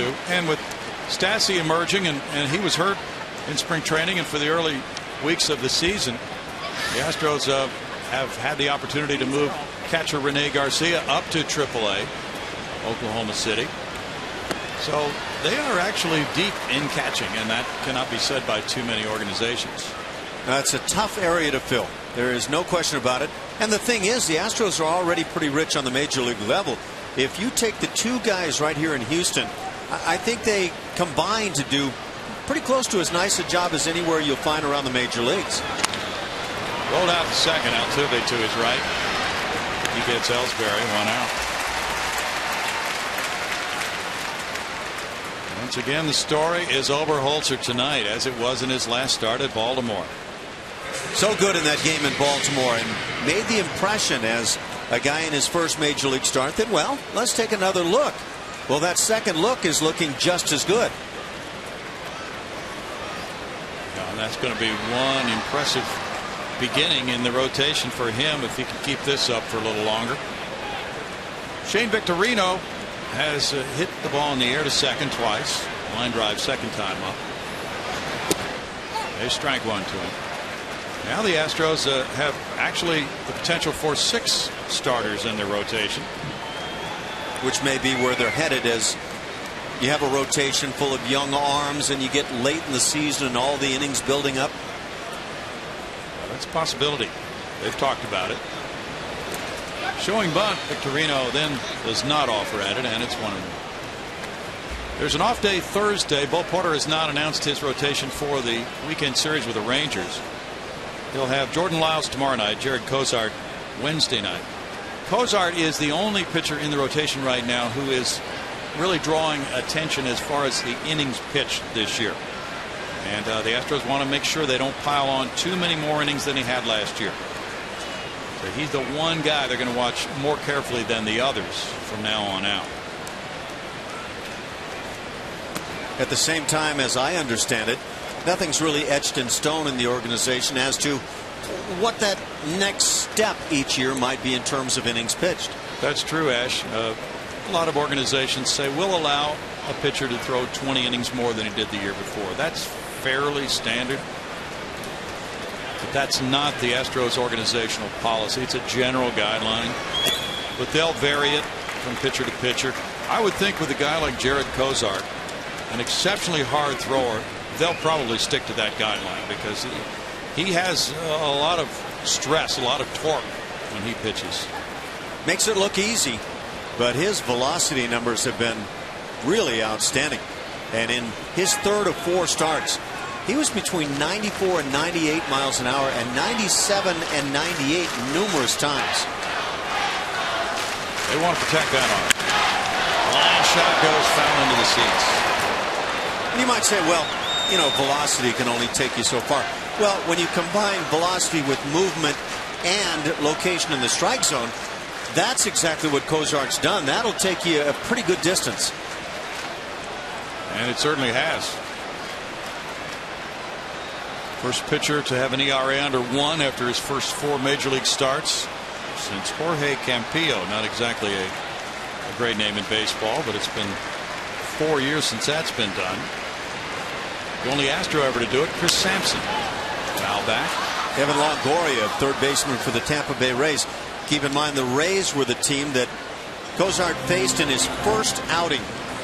And Evan Longoria, a perennial all-star, compared that fastball, that little cut fastball that Cozart throws, and just throws by accident and not really trying to turn anything, compared it with that of Mariano Rivera. Not quite as large, but that's a pretty nice comparison. Oh, you bet.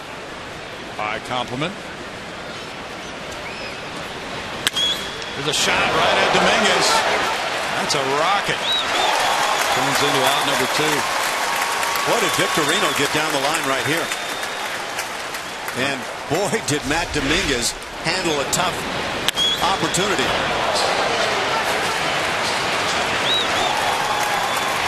When you hit a ball that hard and get thrown out by that small margin, you are getting it down the line. Well, that's a good point. And he has a sore hip apparently from yesterday. You can see him. Looks like he's favoring it, but he wasn't when he made that trip from home to first. Matt Dominguez might have a sore something down there at third base. Got the body in front, and that's exactly what you hope for. Dustin Pedroia is the batter. Pedroia takes strike 1, and Oberholzer has done a fine job of doing exactly that, throwing strike 1. That outside corner, outside black, is getting painted pretty steady right now by Obi.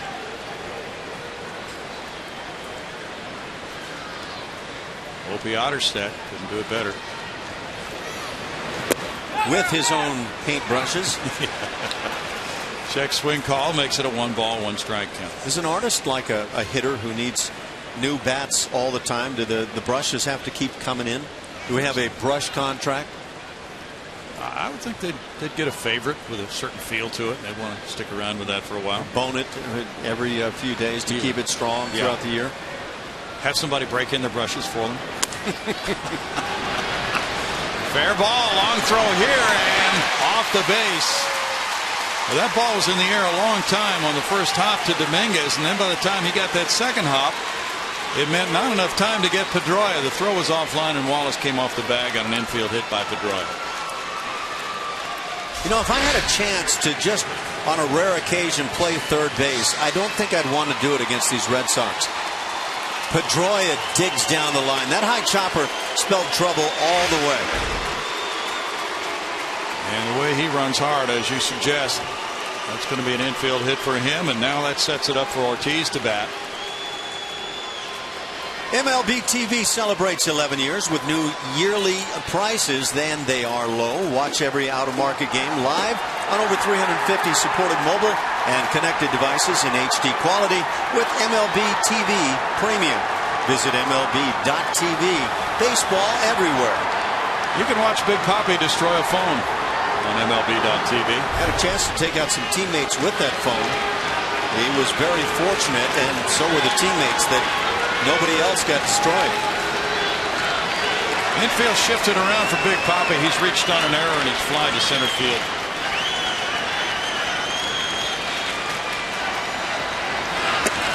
Inside for ball 1.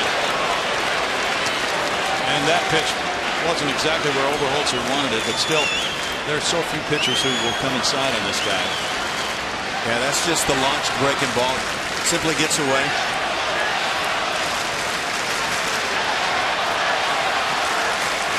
He's an imposing figure at home plate.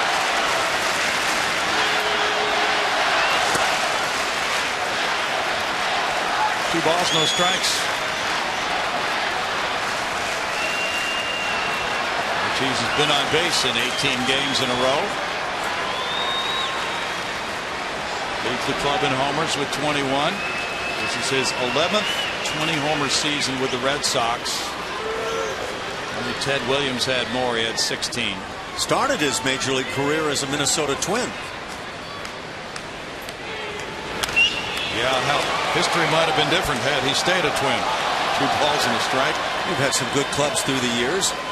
But, yeah, you think of all the great years he's had as a member of the Red Sox and then stop and realize that's not where he started this big league voyage. And he's still the guy.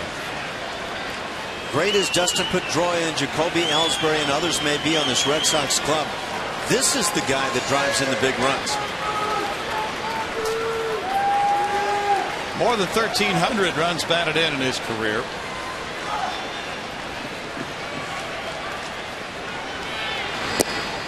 takes a close one. That's what he does, and it's 3-1. That is close.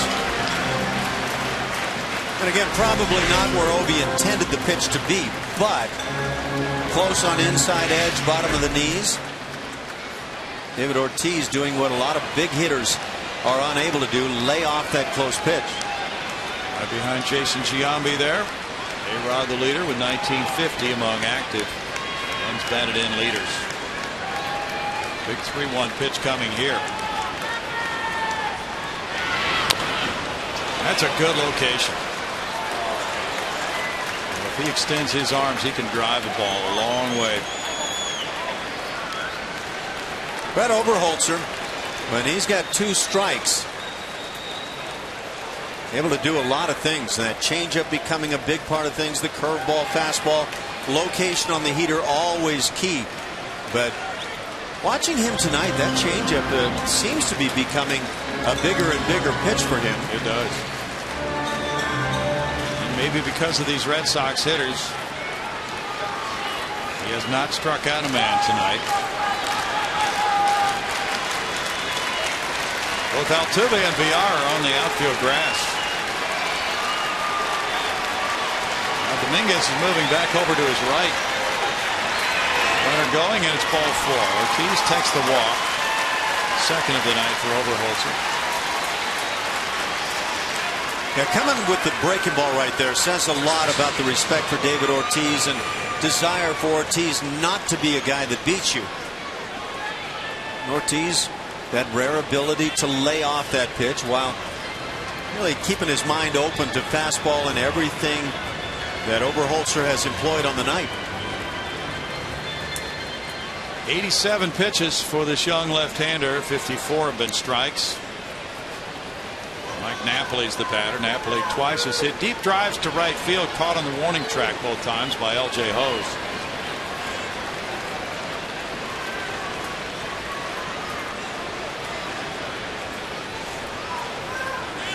Oberholzer was a part of the Michael Bourne trade coming from Atlanta. Last year he divided his season between AA Corpus and AAA Oklahoma City. Napoli takes a look at ball 1. Nobody warming up in the Houston bullpen here in the 6th inning.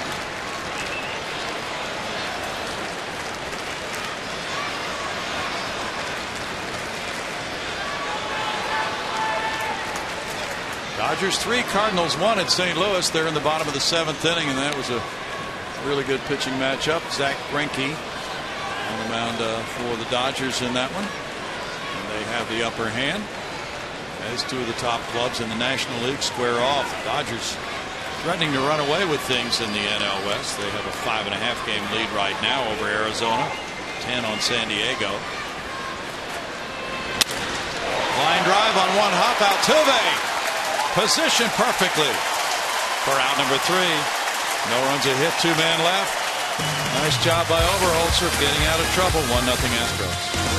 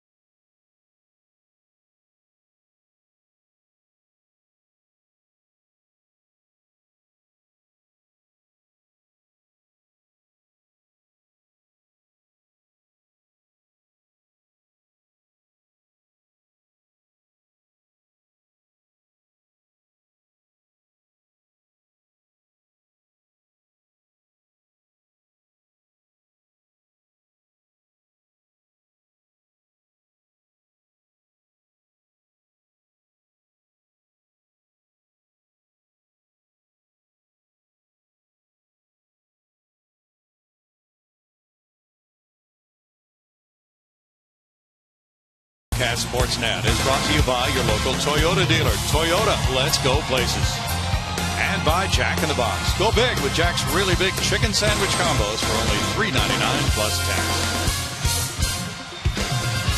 Pitchers duel here tonight in downtown Houston, Texas. Game 1 of a 7-game homestand. Astros 1, Red Sox nothing. Jason Castro leads it off in the home 6th inning. Lackey delivers ball 1 to Castro, who's grounded out and walked. 5 hits for the Astros, 3 for the Red Sox. Each club has stranded 5. The Astros have made the only error in the game.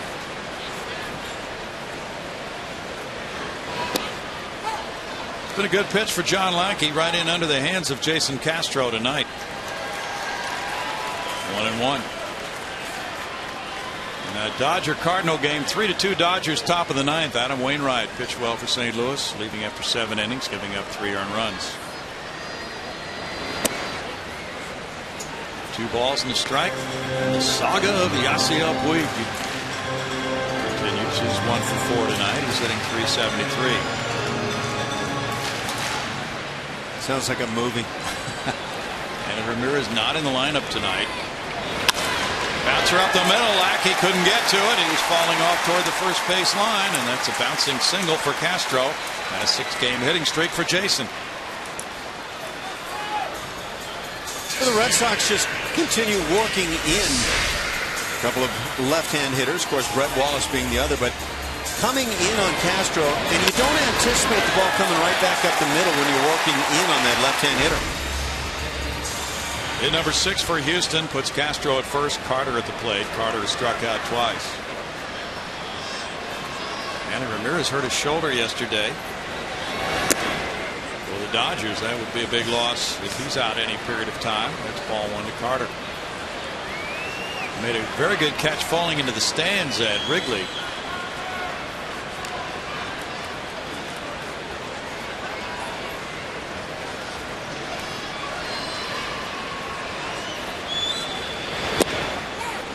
Makes it 1-1, and the Dodgers have taken those former Red Sox players and run with them this year. Such a massive trade between those two. Brandon Workman is warming up for the Red Sox.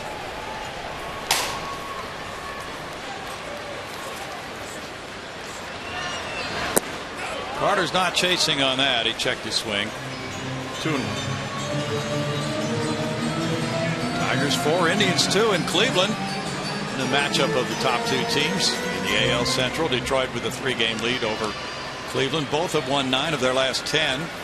Tigers have won 8 in a row, and they lead it 4-2 in the bottom of the 9th with Joaquin Benoit in. 2-2. Alex Avila hit his 9th home run for Detroit. We were hearing that the Rangers they really tried to get an outfielder, knowing that Nelson Cruz may be going down for 50 games. They just couldn't match up with other teams. 3-2 now. Interesting comments made from Mark McGwire. What did he say? Said he was emotional and regretful as he sat in the visiting dugout at Busch Stadium tonight. And the talk was about all the 13 players being suspended. Of course, Alex Rodriguez in the conversation. McGwire said, I wish I was never a part of it. Talking about the PEDs and just get rid of it. It's better to have it gone. Well, he has that perspective now. And, you know, certainly players who are involved in playing the game every day, caught up in their careers, just can't have that perspective that Mark McGwire has now. You wonder, would he even be a guy you really talk about at this stage of things had he not gotten into that? There's a line shot foul, but to his credit, he's talked to players about the evils of what he did. I applaud him at this stage of things. There are not many who have just stood up and said, look, here's what I did. It was wrong, and let's see if we can get better.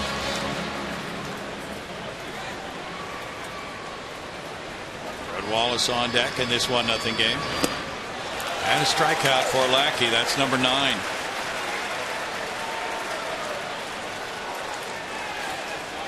Astros Astros Trivia is brought to you by your local Toyota dealer, who holds the Major League record for single-season RBIs and who holds the modern record since 1950. Major League record for single-season RBIs and the modern record since 1950.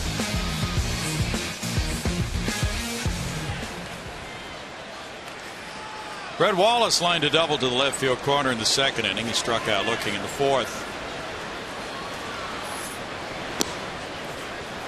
Ball one. You know, that's been interesting to follow over the years. That the organization called SABR, the Society of American Baseball Research, has a lot of people who do tons of baseball research. They've gone back through all the all-time records and revised a number of those records, including that of Hack Wilson, who has the all-time record of RBIs in the season. That's right. He was credited with 190 runs batted in for many, many years, and then some researchers found one more RBI, and they've changed that record based on their research to make it 191.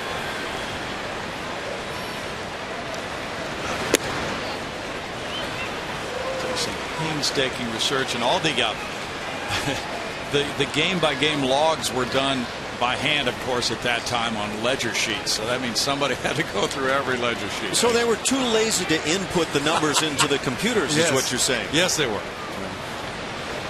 Shame on them. And the abacus wasn't working too well.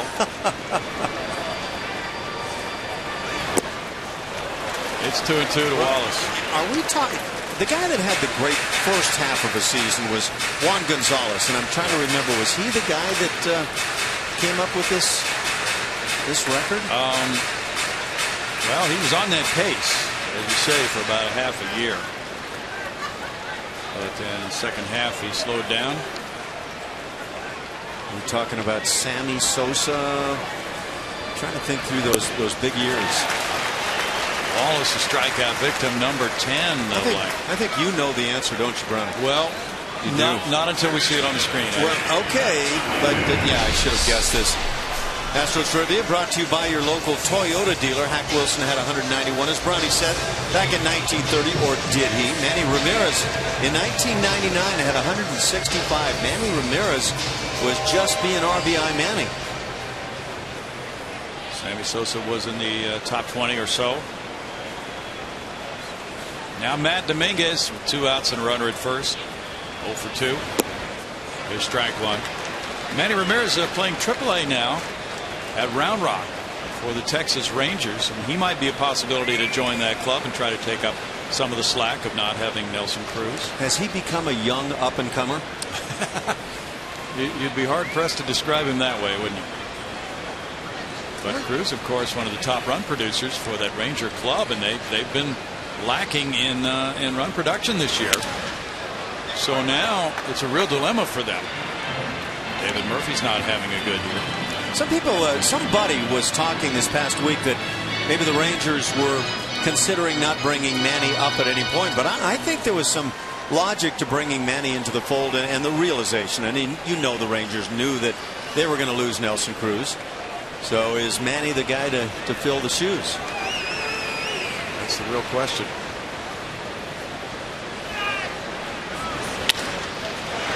Shortstop Drew with the throw to Pedroia for the forced play on Castro. No runs are hit and the man left after 6. 1-0 Houston.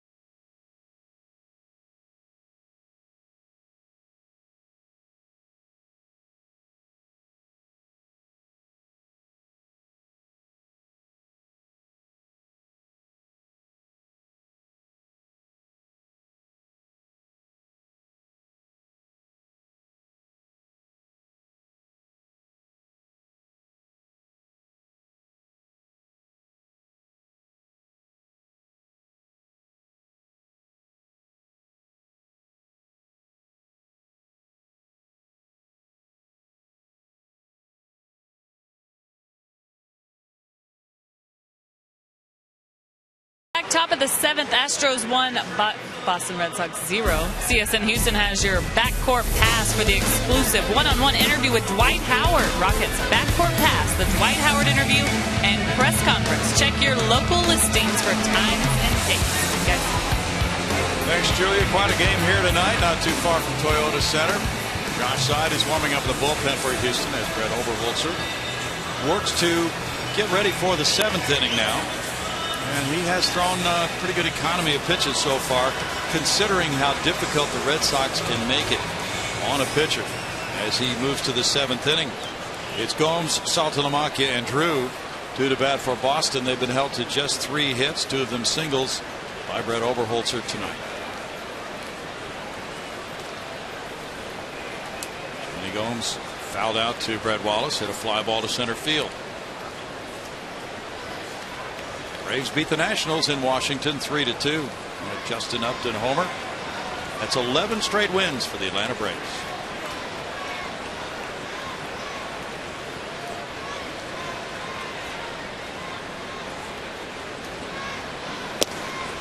That's strike 1. Starting to think the Atlanta Braves are the team in that division. Boy. How about Chris Johnson, the batting leader in the National League? How many people predicted he might win the batting title this year? Goodness. How about 0? Who would have picked that? 1-1. Knowing you, I would think that there was a pretty good chance. Well, I'm happy for CJ. I wouldn't have picked him to win the batting title, but you know, he got a couple hits to right field in the game last night, and that has helped him so much. Yeah. He's progressed a long way in his hitting. A good guy.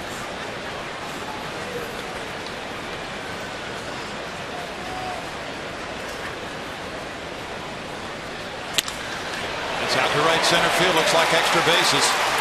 Gomes around first, heading for second. The ball picked up by Barnes. That's a leadoff double, and the 13th of the year for Gomes.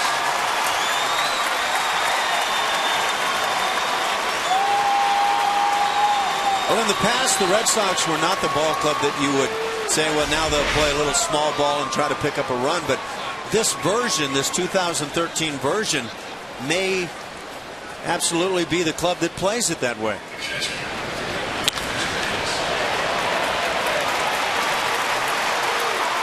Yeah, that's just gapping it perfectly, and Brandon Barnes does all he can do. All you can do on this play is get it back in as quickly as possible. Red Sox second double of the night, 13th for Gomes. They lead the American League in 2 base hits. That sets it up for Saltalamacchia now. He has walked and hit a fly ball to right. Stephen Drew is on deck. 92 pitches for Oberholzer.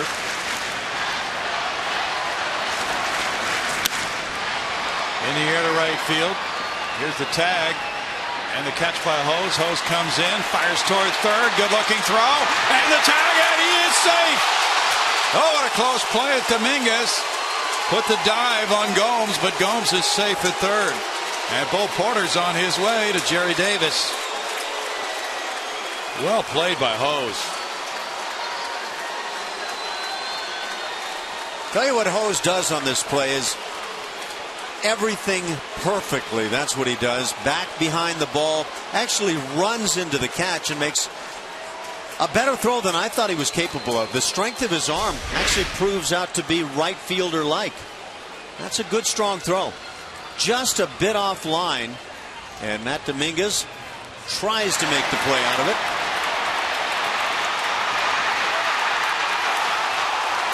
Looks like Gomes beats it to me. But it's close.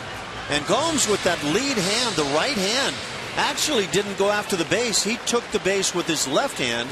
And from this side, you can actually see he gets that left hand in. Not sure why he chose to do this. Sliding on the outfield side of the bag where Dominguez is set up. Now the infield comes in. That's a big call at third. Strong throw by Hose. Stephen Drew, the batter. Drew double to right field in the 5th. He's 1 for 2. Infielders in close. And just missing ball 1. Get one more peek, and just a little too much to ask of Matt Dominguez. Although he did all he could. Yeah, that was an odd choice in my assessment from Johnny Gomes there going into the bag.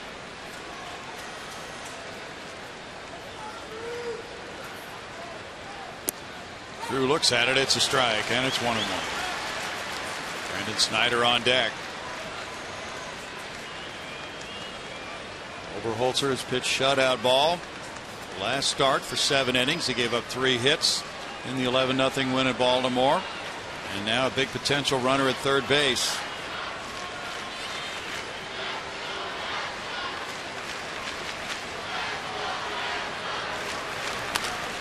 Foul back, and it's 1-2. Oberholzer has not struck out anybody tonight.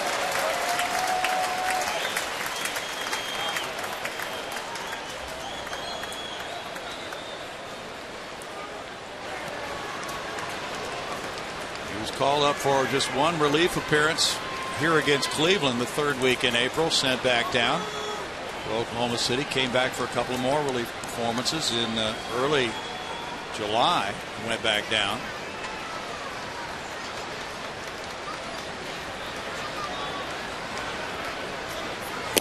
Swing and a miss, and what a time for his first strikeout of the night. He blew this one right over the bat too. Leaves it up around the waist, inner third of the plate, and sometimes a dangerous pitch to throw. The Inside the Lines is brought to you by Scotch Blue Painter's Tape. Scotch Blue, see what you can do. But the Astros defense tonight has done a whole lot behind Oberholzer. Sometimes not necessarily great plays other than this one by Altuve, but getting it done. And this is a heck of a throw from Castro to bang, bang, get Pedroia. And Matt Dominguez keeps body in front of a hot shot at third base. Yeah, that's a little pain right there. Bo Porter has come out. 97 pitches have been thrown by Oberholzer. They meet at the mound as the relief corps is warming up. Josh Side, the right-hander. Wes Wright, the lefty. Brandon Snyder, the batter, is lined to short and fly to center. Oberholzer is getting a chance to stay in. Well, if you're going to hold back on your first strikeout of the night, save it to a situation like this. Yeah, actually, that fastball out over the plate a little more than I initially thought, but riding the four-seamer over the bat. Now Snyder.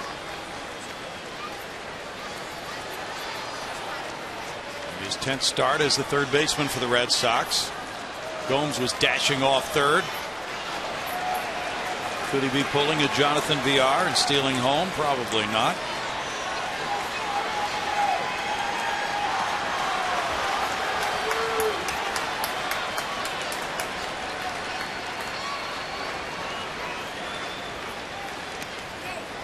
That's ball 1 to Snyder. I think there would be some sort of tectonic shift that would take place along with.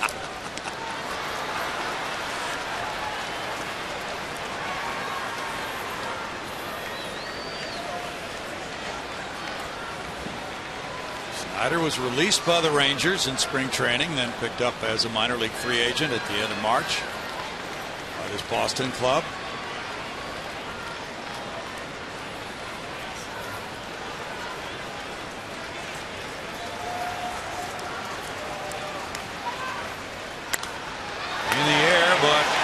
Over, and it looks like it's not going to be played with the breath. It is not.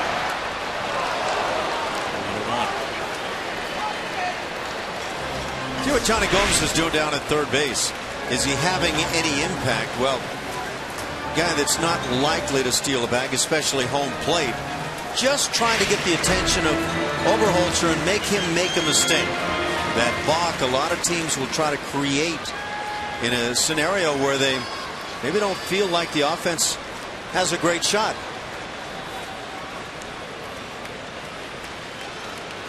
Brandon Snyder was a first-round draft choice of Baltimore in 2005. 26 years old, had 65 at-bats with the Rangers last year. Shot foul. Skip out of the way of that one.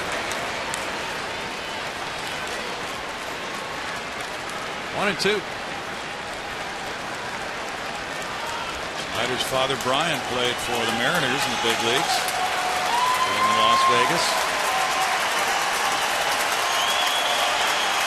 Yeah, this crowd is warming up to Brett Overholzer. Nice sized crowd tonight at Minute Maid Park.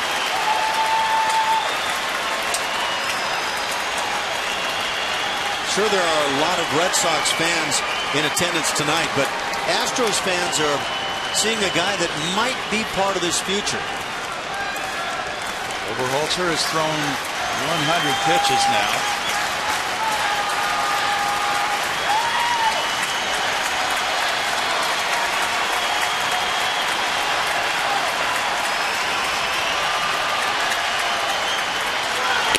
Swing and a miss, and what a time for the 2 strikeouts that get the second and third outs in the 7th inning after not striking out anybody until this frame. Leadoff double, fly ball, runner at third, then a strikeout of Drew, a strikeout of Snyder, and it's still 1-0 Houston.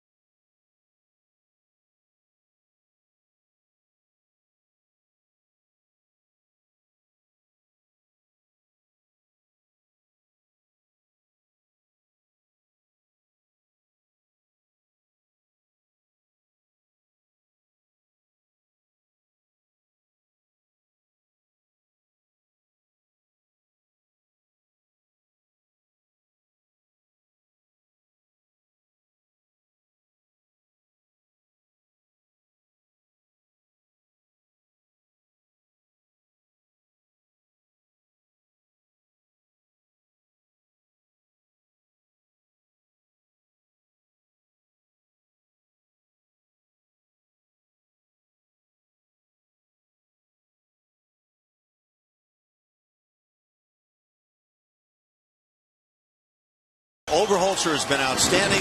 This Friday, the 9th, is our next big and bright Friday night as the Stros take on the Texas Rangers. 7:10 start.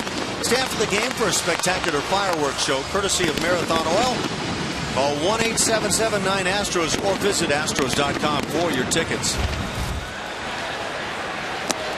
John Lackey delivers in a 1-0 game with the Astros up.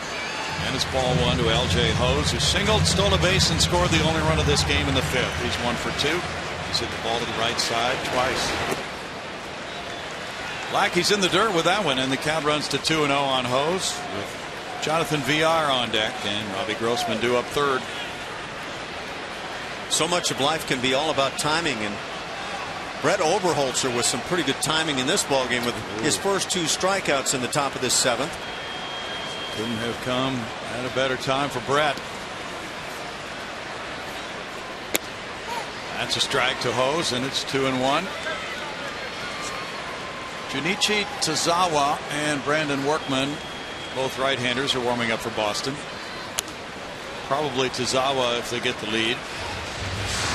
2 balls, 2 strikes. Workman has been throwing for a while now. Lackey, who rolled over on his left ankle back in the 2nd on a ground ball hit back to him by Matt Dominguez, has thrown 111 pitches in this game now. He has struck out 10, his career high 12. It's another line into right field. This one looks like extra bases. L.J. Hose heads for second, and he's in with a leadoff double. Well, 3 times tonight he has lined the ball to right field. This time he picks up his first double as an Astro. Well, on the road trip after the Astros picked up Hose, he hit some balls weakly to the right side, but no such thing in terms of the weakness. Just lining shots down that right field side. This may be the stroke that Hose employs. And if it is, I think there'll be a few people rather pleased. You know they will. And that was the report on L.J. Hose when the Astros traded for him in the deal with Baltimore, that he keeps his bat in the zone very nicely. He showed you that ability with his first career double as a major leaguer. And he's aboard for Jonathan VR, who is single through the left side, and he's walked. The corner infielders pinch in close with Napoli in on the grass. Chance to tack on here. And you would see why the Red Sox would anticipate a bunt here from VR, the number 9 hitter, after a leadoff double. If that spin move was intended to see what VR was going to do, VR did not comply. He bunts toward third, and that's going to get him to first base. Right in between Lackey and the third baseman Snyder, who was breaking back to the bag. And now it's first and third, nobody out. Well, the bunt should have been directed toward third, and it was. In fact, it was directed so well that nobody touched it. And now John Farrell comes out. Everybody has their assignment on this play. Third baseman wants to break toward the bag if he thinks the pitcher can make the play. But John Lackey simply couldn't make the play. He was coming directly in toward the plate. And you can see at third base, Snyder just reacts to the bag and then realizes, oh, we've got a problem here. That's it for John Lackey, the native of Abilene, Texas, out of this game, trailing 1-0 with 2 men on. And the Astros will have Robbie Grossman batting as the relief move is made. We'll be right back.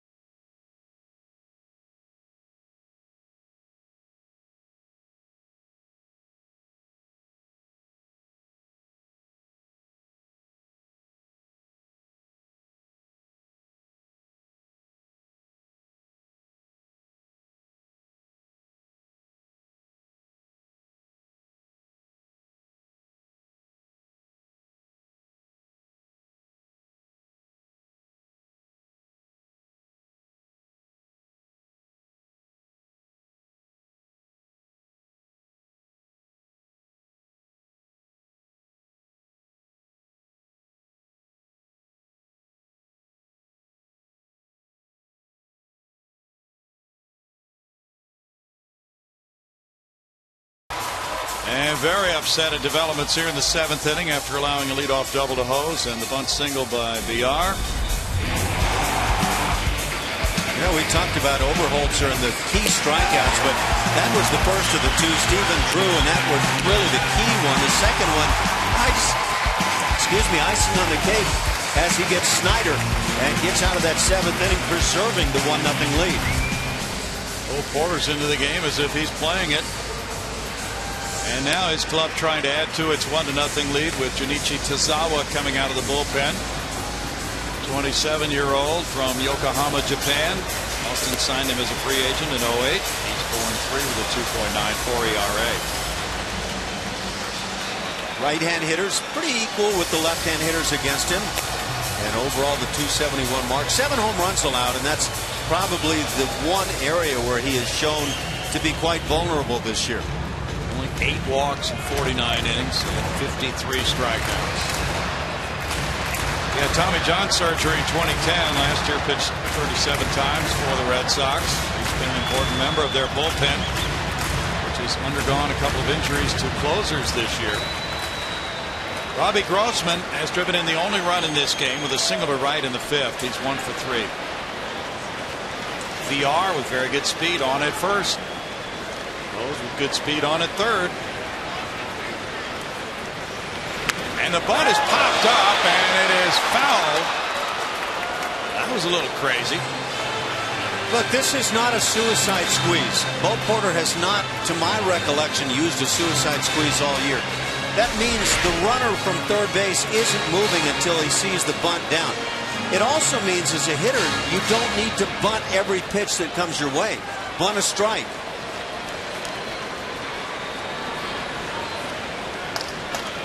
Robbie Grossman forgot that last little bit involved on the safety squeeze, but somehow stays alive, and that can be a very good sign.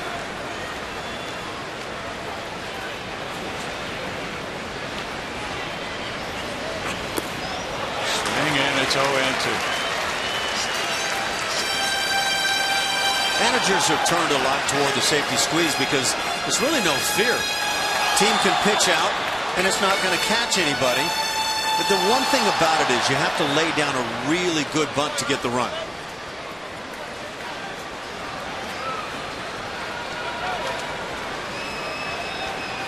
And Barnes is on deck.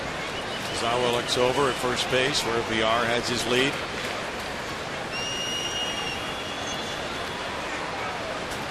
Pedroia is in tight. Good stop by Saltalamacchia on ball one. Quiet take by Grossman, and that's, I think, a big key as to the success that Robbie's been having of late. A quiet front side. Watch how Grossman reacts on this pitch. Yeah, we'll just go ahead and take my word for it. Okay. You're so quiet. We will take your word for it. You can't film things that are as quiet as this take was.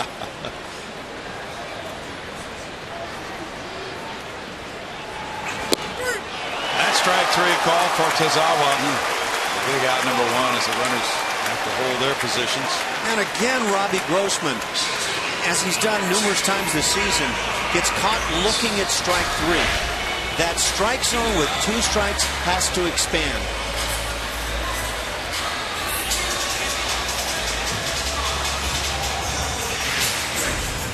Now Brandon Barnes also is reading the signs. As runners are at first and third with one out, he steps up there 0 for 3.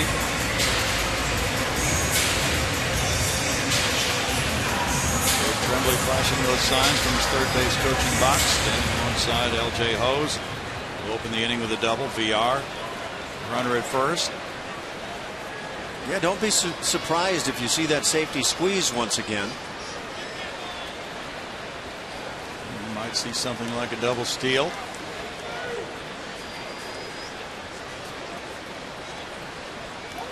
Pedroia is just at the grass there at second base. He's pulled in tight. While the shortstop stays back.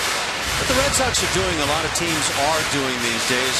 You don't commit entirely to infield in. You give yourself a chance for the double play if that type of ground ball presents itself.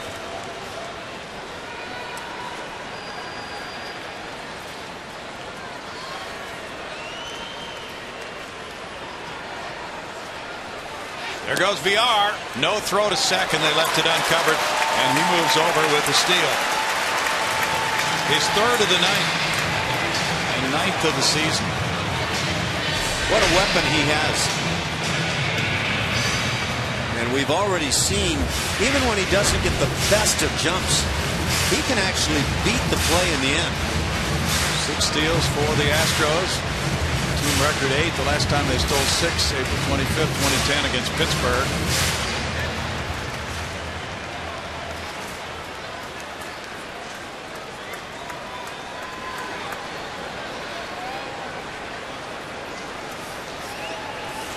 Squeezes on. The bunt is down. The run scores. And Barnes got him in to make it 2-0 Houston. Well, that time, Hose was coming and Barnes put it down to make it 2-0, and VR wound up at third. This is the closest thing I've seen to a suicide squeeze by the club all season long. And I don't know if it just was a case of Hose from third base breaking too soon, but look at him coming. That's a suicide squeeze. And I really don't believe that I've seen this all year long. That puts it on the shoulders of the hitters, and Brandon Barnes does a great job. You don't have to direct this squeeze. You just put it on the ground out toward the mound. Yeah, Astros playing small ball tonight. They lead it 2-0. Runner at third now. Here's Jose Altuve. Barnes is credited with the sacrifice on that squeeze, and he gets RBI number 24 of the year. See what Barnes does, and this is perfect. Bunt it directly back toward the mound. The key is bunt it and put it on the ground because the runner's coming.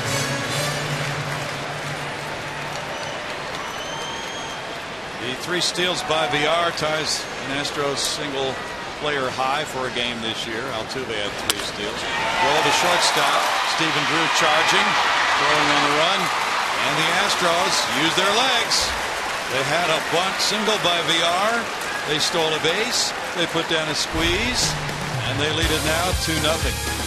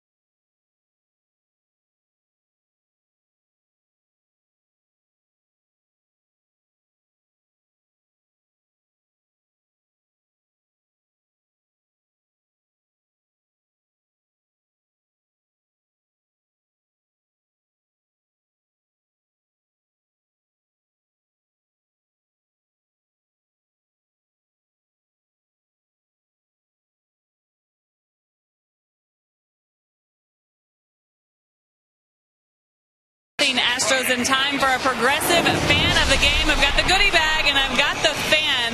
This is Noah, who happens to be perfectly placed, unfortunately placed between 2 Red Sox fans. How are you holding up, Noah? As long as the Astros are winning, I'm doing all right. Okay, well, you're doing good right now. Now, I've just learned that the guy to your left is your brother in a Red Sox uniform. How did you let this happen?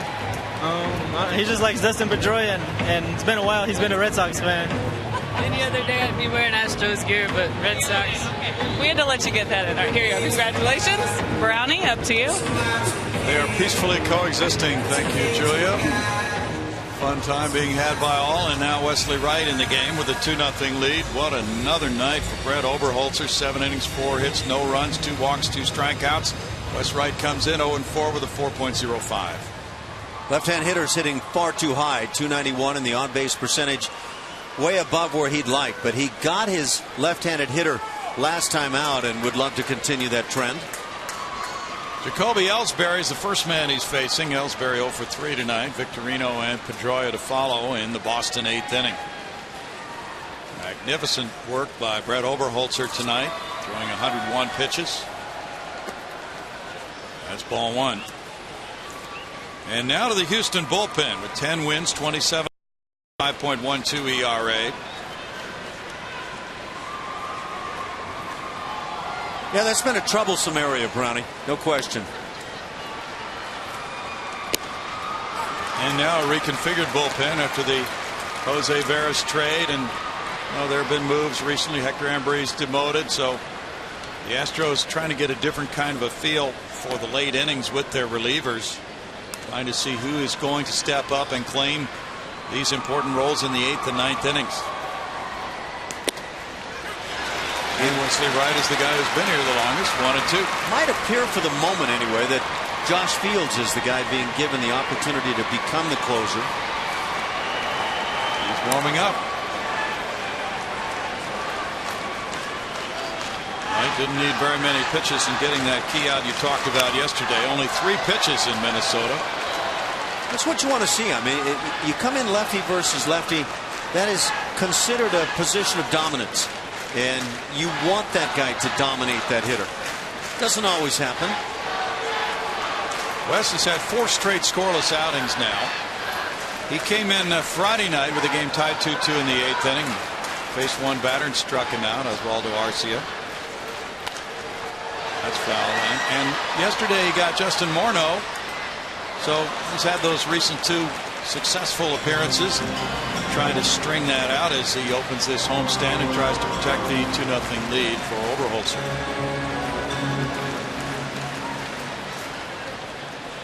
Wesley Wright has appeared more than any other Astro reliever this year. This is his 52nd appearance.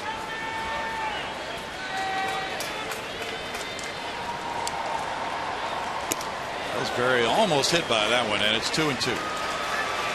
Gave the appearance that he was certainly willing to be hit by the pitch. Yes, he did. Well, the Chicago White Sox have not had very many high spots this year. They've lost 10 in a row, but they are thrashing the Yankees. 8-1, bottom of the 7th at U.S. Cellular.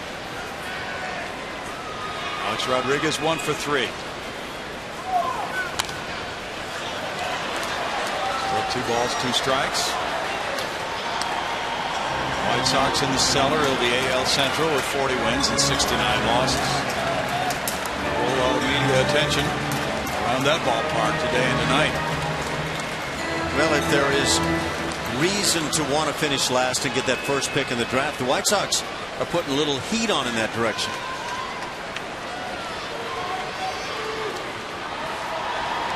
Well, the Boston Red Sox, in dealing with Chicago, certainly acquired a top-notch hurler, Mr. Jake Peavy. In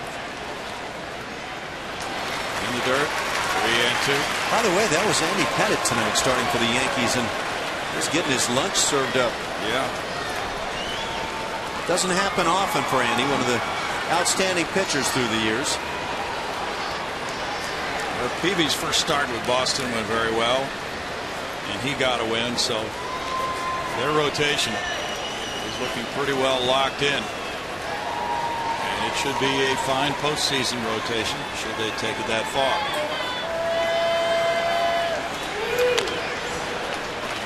Ground ball goes foul, and you know, you'd think a much better rotation than the likes of the Orioles have, although they certainly help themselves with that Bud Norris trade. Actually. Yeah, I think the Orioles have been and probably continue to be thin in that starting rotation. But I'll just say, I think Bud Norris is capable of becoming one of the leading pitchers in that rotation for Baltimore, and they have a very good offense and a great defense. Wow, that's a leadoff walk. Ellsbury really worked for it. He took a close one. 3rd walk of the night for Astros pitchers. Let's see how close this pitch is. That's close. It's been a consistent call all night, though. A little below the knees, at least in the assessment of Dan Iasonia. On the road trip, the bullpen 0-4 with 6.66 ERA, a 3.01 batting average, 4 homers in 25 2/3 innings, and a strikeout to walk ratio. Nobody's shooting 4 in the big leagues. Only 5 leads. Now Shane Victorino, who's 0 for 3. Dominguez in tight at 3rd. And Victorino takes its ball 1.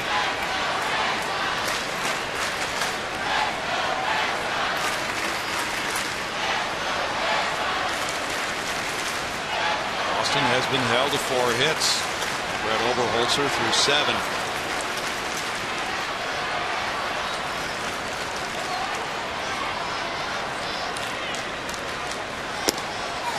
That's a strike, even the count at 1-1. Victorino, 32 years old. He sat out the series at Fenway Park when the Astros were there in April with a stiff back. Travis Blacklead's warming up for the Astros, another lefty. David Ortiz and company watching.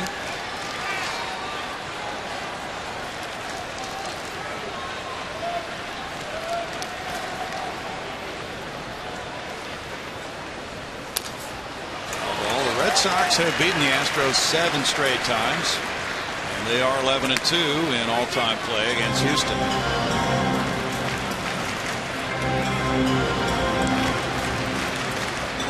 Jacoby Ellsbury, we talked about, leading the league in stolen bases with his 40. Caught just 3 times. This is a guy who a few years back stole 70 bags, so this is not new territory for Ellsbury.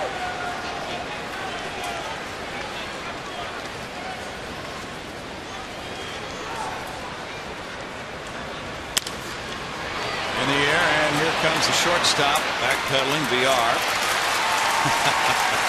That's out number 1. He's not satisfied to just make the catch of the pop fly. He is going to challenge somebody. Yeah, he wants to double a guy off first. Oh, he's into it, isn't he? Yeah. You know, that's supreme confidence. When you come to the big leagues, you're just in your first couple of weeks. I better be careful about. No, heck with that. He wants to do great things. Dustin Pedroia is 2 for 3 tonight. Red Sox will play 3 here. Then they go on to Kansas City for 4 and to Toronto for 3. I'll say this: if you don't want to make great plays, you're not likely to make many.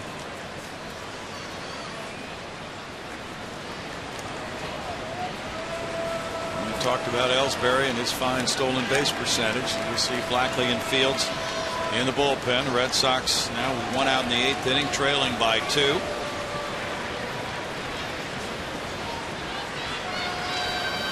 They're tied for the AL lead in steals coming into this game with 84.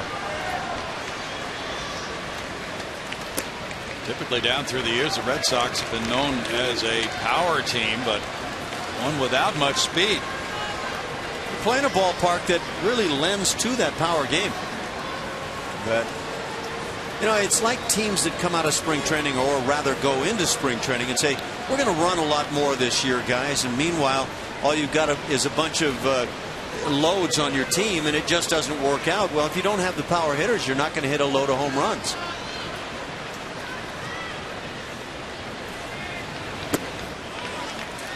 It's 2-0 now to Pedroia. Well, with this kind of a club, and last year, by the way, they were 10th in stolen bases in the American League. It gives them the type of attack that might work well in a playoff type game against tough pitching when power is hard to find. The big mashers are in the middle there, but also with Ellsbury, Victorino able to steal bases. Pedroia.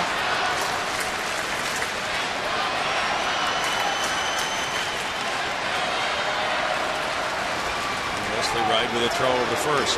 Jacoby Ellsbury just gets great reads. As Wright started this move toward first base, Ellsbury had already read it and just immediately stepped back toward the bag. Just easy as can be. You kidding me? You coming over with that?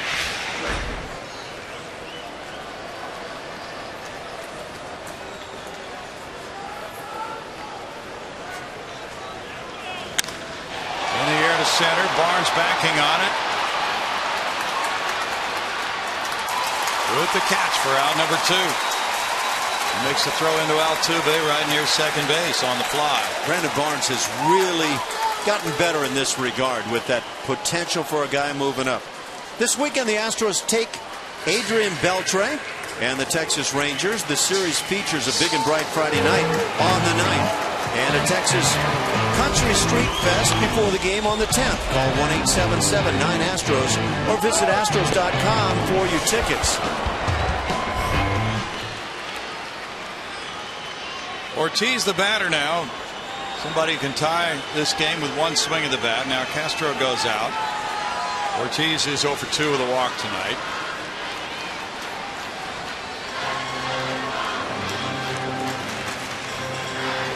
So he's been facing Oberholzer with those numbers. Now you have to see a different kind of lefty in Wes Wright.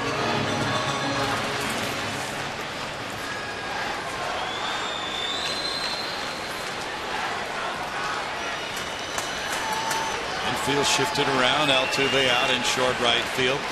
L.J. Hodes is actually standing on the warning track. Something seldom seen in a major league game.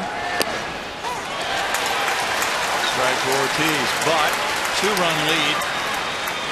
So the critical runner right now is the man at the plate. I don't think I've ever seen that. I don't think I have either. He's playing him on the warning track. That's what you call no doubles to the extreme.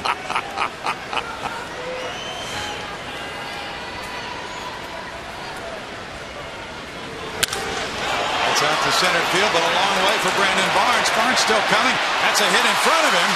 Everybody very deep. And that gave Ortiz a chance to loop a single into shallow center field. So it's first and third with 2 outs for Mike Napoli now. That wasn't a very wise toss by Brandon Barnes coming in. Now, he didn't have a guy in David Ortiz very likely to head towards second base, but watch as this throw comes back into the infield. Barnes was looking for a cutoff man. He'll take a look right now. There's really no cutoff man there. It's a late first baseman coming in, and then that lob toss. Yeah, you've got an assignment right there if you're Brett Wallace. So a late move to the cutoff position, and then really a poor choice by Barnes. Runners at first and third, 2 outs now, and there will be a pitching change. Josh Fields coming in. He came from the Red Sox organization. He'll be facing the Red Sox in just a moment.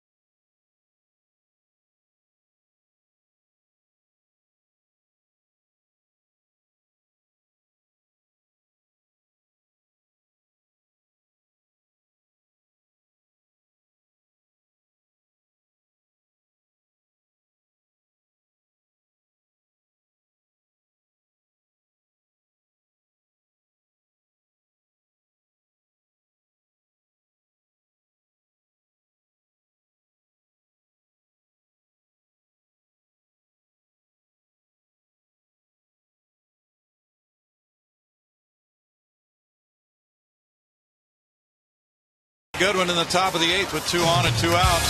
Red Sox Nation continues their invasion of Minute Maid Park tomorrow night. Astros pregame live gets it going at 6:30 only on Comcast Sportsnet. And now let's take a look at tomorrow's pitching matchup, brought to you by Chevron. Care for your car. For the Boston Red Sox, Stephen Wright will take his comedy act to the hill. 2-0 on the year, 3.65 the ERA. Making his first career start, so the Astros would love to take advantage with Jordan Lyles, and Lyles would love to get his game turned back around. 4.5, 4.91 the ERA. Josh Fields 1-1, a 6.27 ERA, faces Mike Napoli. Josh Fields was drafted by Seattle, traded to Boston in 2011, a Rule 5 pick from the Red Sox organization by the Astros last December. And that's ball 1 high to Napoli with Johnny Gomes on deck. He was pitched twice in Minnesota over the weekend. Gave up 1 run in 2/3 of an inning Friday night and pitched scoreless ball yesterday.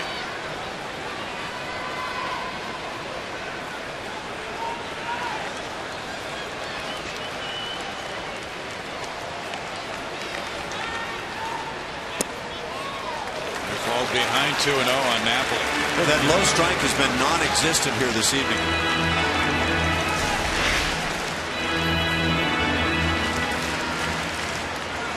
Get a peek at those from the side. A lot of times at the front end of the plate, you find that it's right there at the bottom of the knees.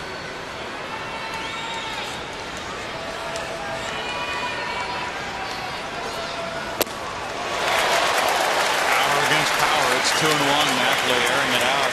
94-mile-per-hour heater from Fields. Mike Napoli is one of those guys that makes his living in that kind of scenario. Look fastball, get fastball, air it out with a swing.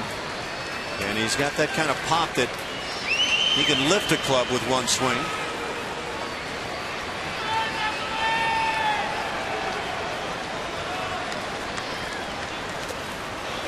dirt on the curve, and it's 3-1 to Napoli, who has that lumberjack look.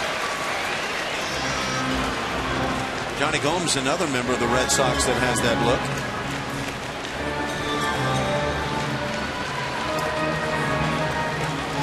The Royals shellac the Twins in Kansas City 13-0. Johnny Gomes on deck. Dustin Pedroia. Beards are playing well. Jeremy Guthrie with a 4-hit shutout for Kansas City tonight. He won his 12th, beating Kevin Correa. Hosmer hit his 12th homer. Another big cut, and it's 3-2 as Napoli tried to go up the ladder. Sometimes no better pitch than this fastball that's up on the big swingers.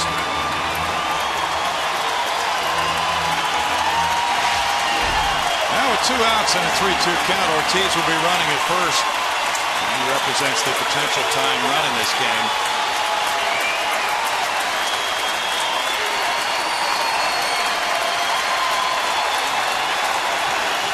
Big crowd, exciting moment. Ortiz going, struck him out. All the strikeouts have come at big times for Bo Porter's ball club tonight. And there's another rally diffused. No runs a hit, 2 men stranded. A K for Fields, and a 2-0 lead for the Astros.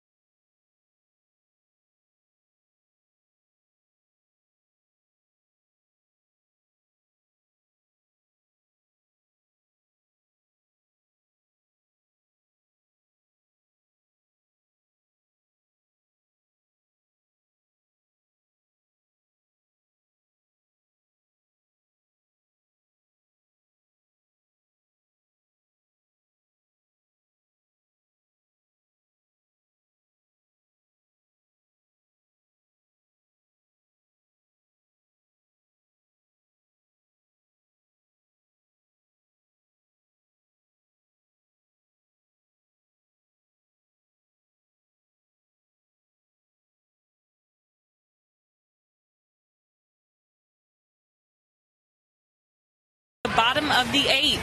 Create memories, save money, and have fun with Astros baseball. No matter what your need, we will create an experience your group is sure to remember. Call 1-877-9-ASTROS or visit Astros.com to enjoy special pricing and great benefits by reserving your group or suite today. Guys. Thanks, Julia. Looks like a great time, and a lot of people are having a great time at this game tonight.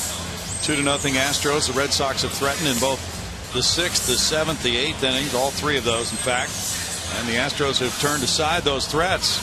Red Sox have left runners at third in both the 7th and 8th. Now they call on lefty Craig Breslow. In 38 games, he's 3-2 with a 2.54 ERA. Now let's take a look at that big strikeout that Josh Fields gets.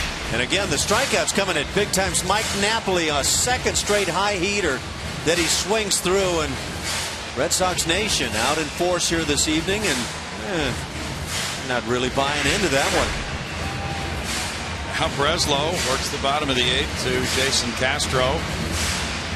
John Lackey in 6 innings, allowing 8 hits, 2 runs tonight, walking 2, fanning 10. Junichi Tozawa, 1 inning, no hits, no runs. He didn't walk anybody, had a strikeout. Castro moves back from ball 1. Castro's been on twice with a walk and a single. Breslow is about to turn 33 in 3 more days. He's from New Haven, Connecticut. Right in the midst of Red Sox Nation. Fly ball out to center. Ellsbury. 1 out for Breslow. Red Sox have Gomes, Saltalamacchia, and Drew due up in the 9th inning. Breslow was he went to Yale University, where he was a molecular biophysics and biochemistry major. And also pitched a one-hitter against Harvard. Just another one of those athletes slinking his way through college, huh? Wow. That's impressive stuff. Chris Carter, the batter. He struck out all 3 times tonight. Leads the league with 148 strikeouts. And that's strike 1 to him. Red Wallace is on deck. The Astros trying to snap a 4-game losing streak, coming off a 2-8 road trip. It's 0-2. This Boston bullpen has 20 wins, 14 losses, an ERA of 3.70. Joel Hanrahan was the initial closer. He went down with surgery. Then Andrew Bailey, he had to have surgery. 1 and 2. Now Uehara is their closer, and Breslow one of the support troops.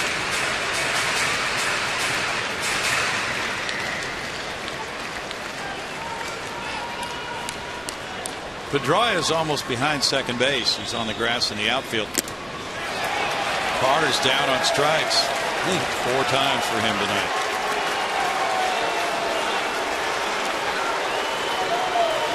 That's 12 strikeouts for the Boston pitching staff in this game. Yeah, we've talked at times about Chris Carter and really putting that stroke together, and it shows how difficult it is to maintain it, even when you think you've found something. In fact, I would say sometimes when you think you have found something as a hitter, a pitcher, whatever it may be, it's when you might be headed for some really tough times. Red Wallace has a double in 3 trips. That's ball 1 to him. Have you ever found your golf swing? I've got it figured out. How did it work out at that point? And that's really how it goes in this game. Still looking. You've never found it, huh? Nope. Well, he was in the back of the closet one night, but it quickly left. Have you ever taken that practice swing at home and you went, that's it, I've got it? Well, my wife doesn't like it when I break lamps. His wives just let little things get in the way. 2 balls and a strike. What's the old saying about a baseball team that couldn't hit? They could take batting practice in the hotel lobby. Not do any damage. Yeah, I remember there was I don't know what they were. The California Angels, maybe back then, they were referred to as the attack of the bunt people because all they did was bunt and the dribblers. Oh, the night crawlers. 3 balls and a strike. Dodgers have won 15 in a row on the road. Zach Greinke beat Adam Wainwright 3-2. Greinke going to 9-3. Wainwright 13-7. Yeah, look at the numbers of the Dodgers on the road. They're not that great. That means they were miserable before those 15 in a row. Wallace takes a 2-out walk. Walk number 3 for Red Sox pitching tonight. Breslow will move on, and Matt Dominguez is waiting to face him. He's 0 for 3.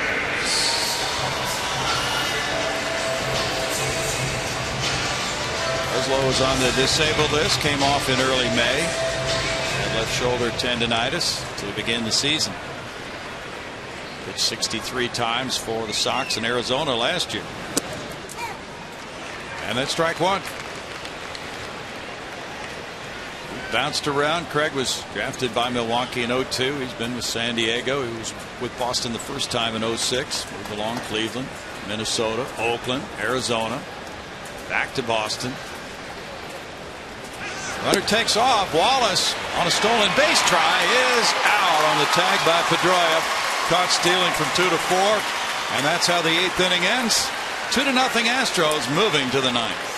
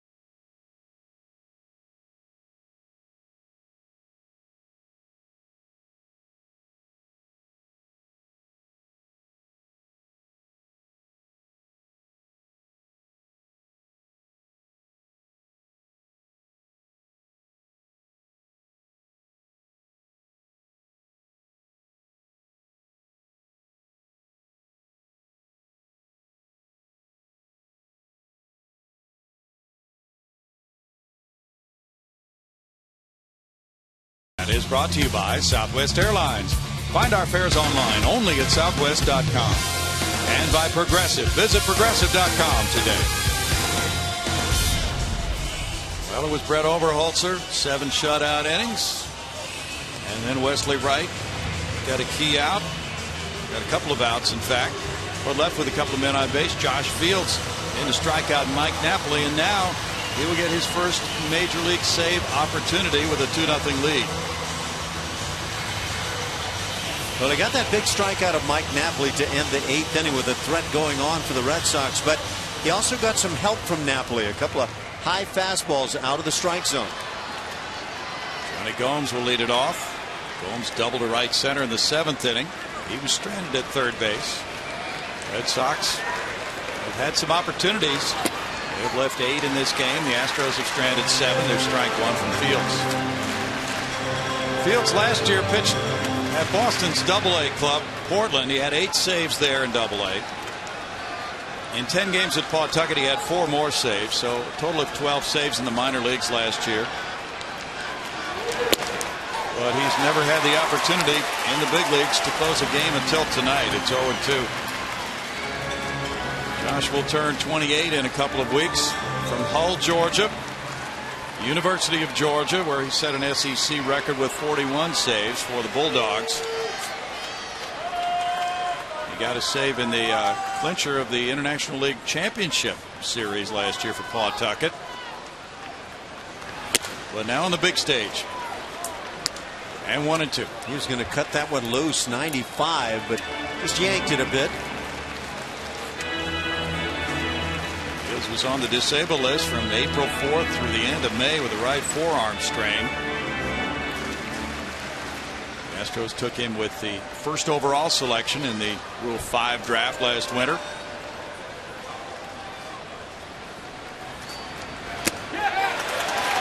And that's a foul tip strikeout of Gomes. Gomes standing there at home plate. Gomes trying to argue that maybe his bat hit the catcher's mitt, but didn't sound like that was the case. I think that's a futile argument.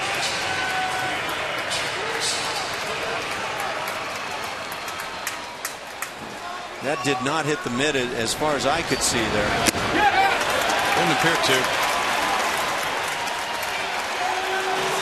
2 strikeouts for Josh Fields now. Jared Saltalamacchia, the batter. There's a walk and 2 fly balls to right. That was as a right-handed batter. Altuve out in shallow right field. The fastball comes in at 93 for strike 1. Red Sox, by the way, Brownie tried to maybe take that first strike, see if they can force Fields to have to throw a strike, where he at times struggles in that regard. But Fields coming right after the strike zone. Came into this game with 9 walks in 18 2/3 innings. All the way, and it's 0-2. Even the curveball right through the heart of the plate. Well, he fell behind Napoli 3-1, and then a couple of those fastballs you talked about past him to strike him out in the last inning. You get that scenario where 3-1. Hitter says, okay, I'm going to get a fastball and I'm going to juice it. And then you don't get the fastball where you want it. It's up. And then you repeat that whole program on the 3-2.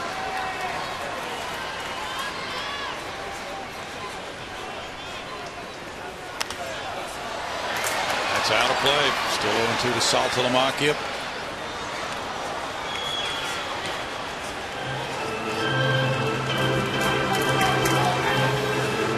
The Astros have 22 saves as a team. They have 18 blown saves. This could go a long way for them tonight. After being swept at Minnesota by the Twins.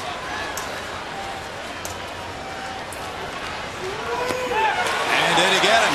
The appeal goes to third. He swung. Jerry Davis with the call on another strikeout. And a good curveball to induce that half swing. Let's take our peek. From the front, it's hard to tell it. From the side, though, you'll get the peek. And yeah, certainly that barrel appears to go well beyond the plate.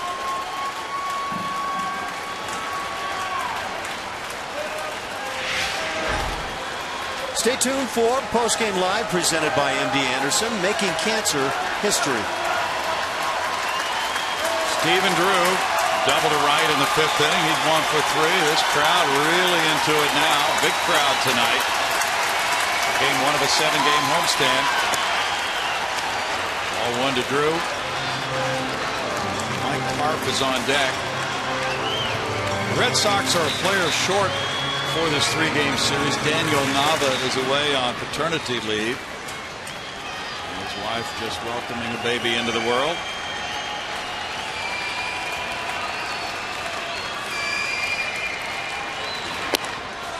It's in for a strike, and it's 1-1 from soft-spoken Josh Fields.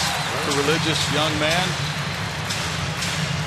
It's been a long journey for him after being drafted in the 1st round in 2008 by Seattle.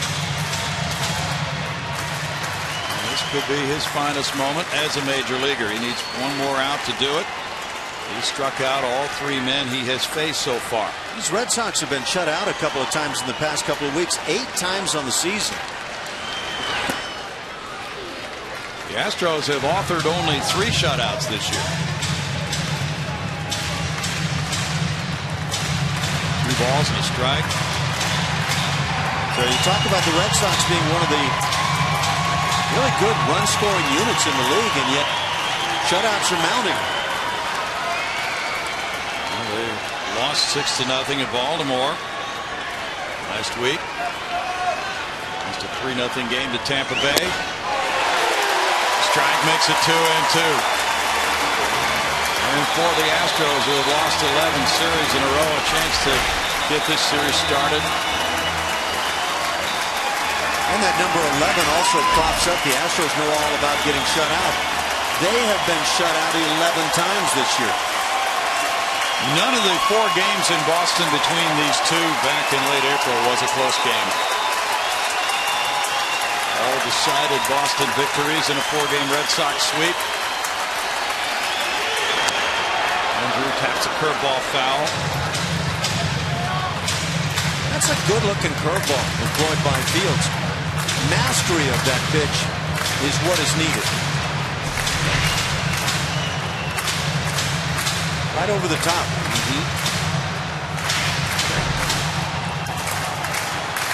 Been a marvelous night for Astros pitching. Oberholzer went 7. Wesley Wright got 2 outs in the 8th. Now Fields trying to slam the door for his first major league save.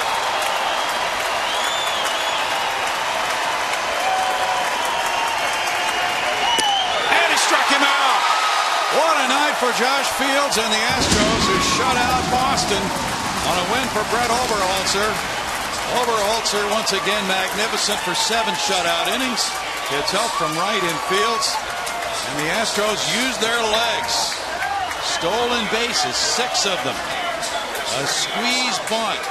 A bunt hit. It all works to a 2-0 win tonight.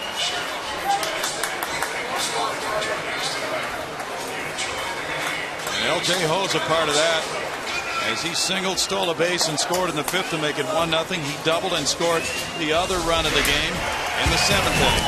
Look at this stop. That's the fastball that runs high. He got Napoli with it. He gets Drew with it. Yeah, that's impressive. 95 on that heater.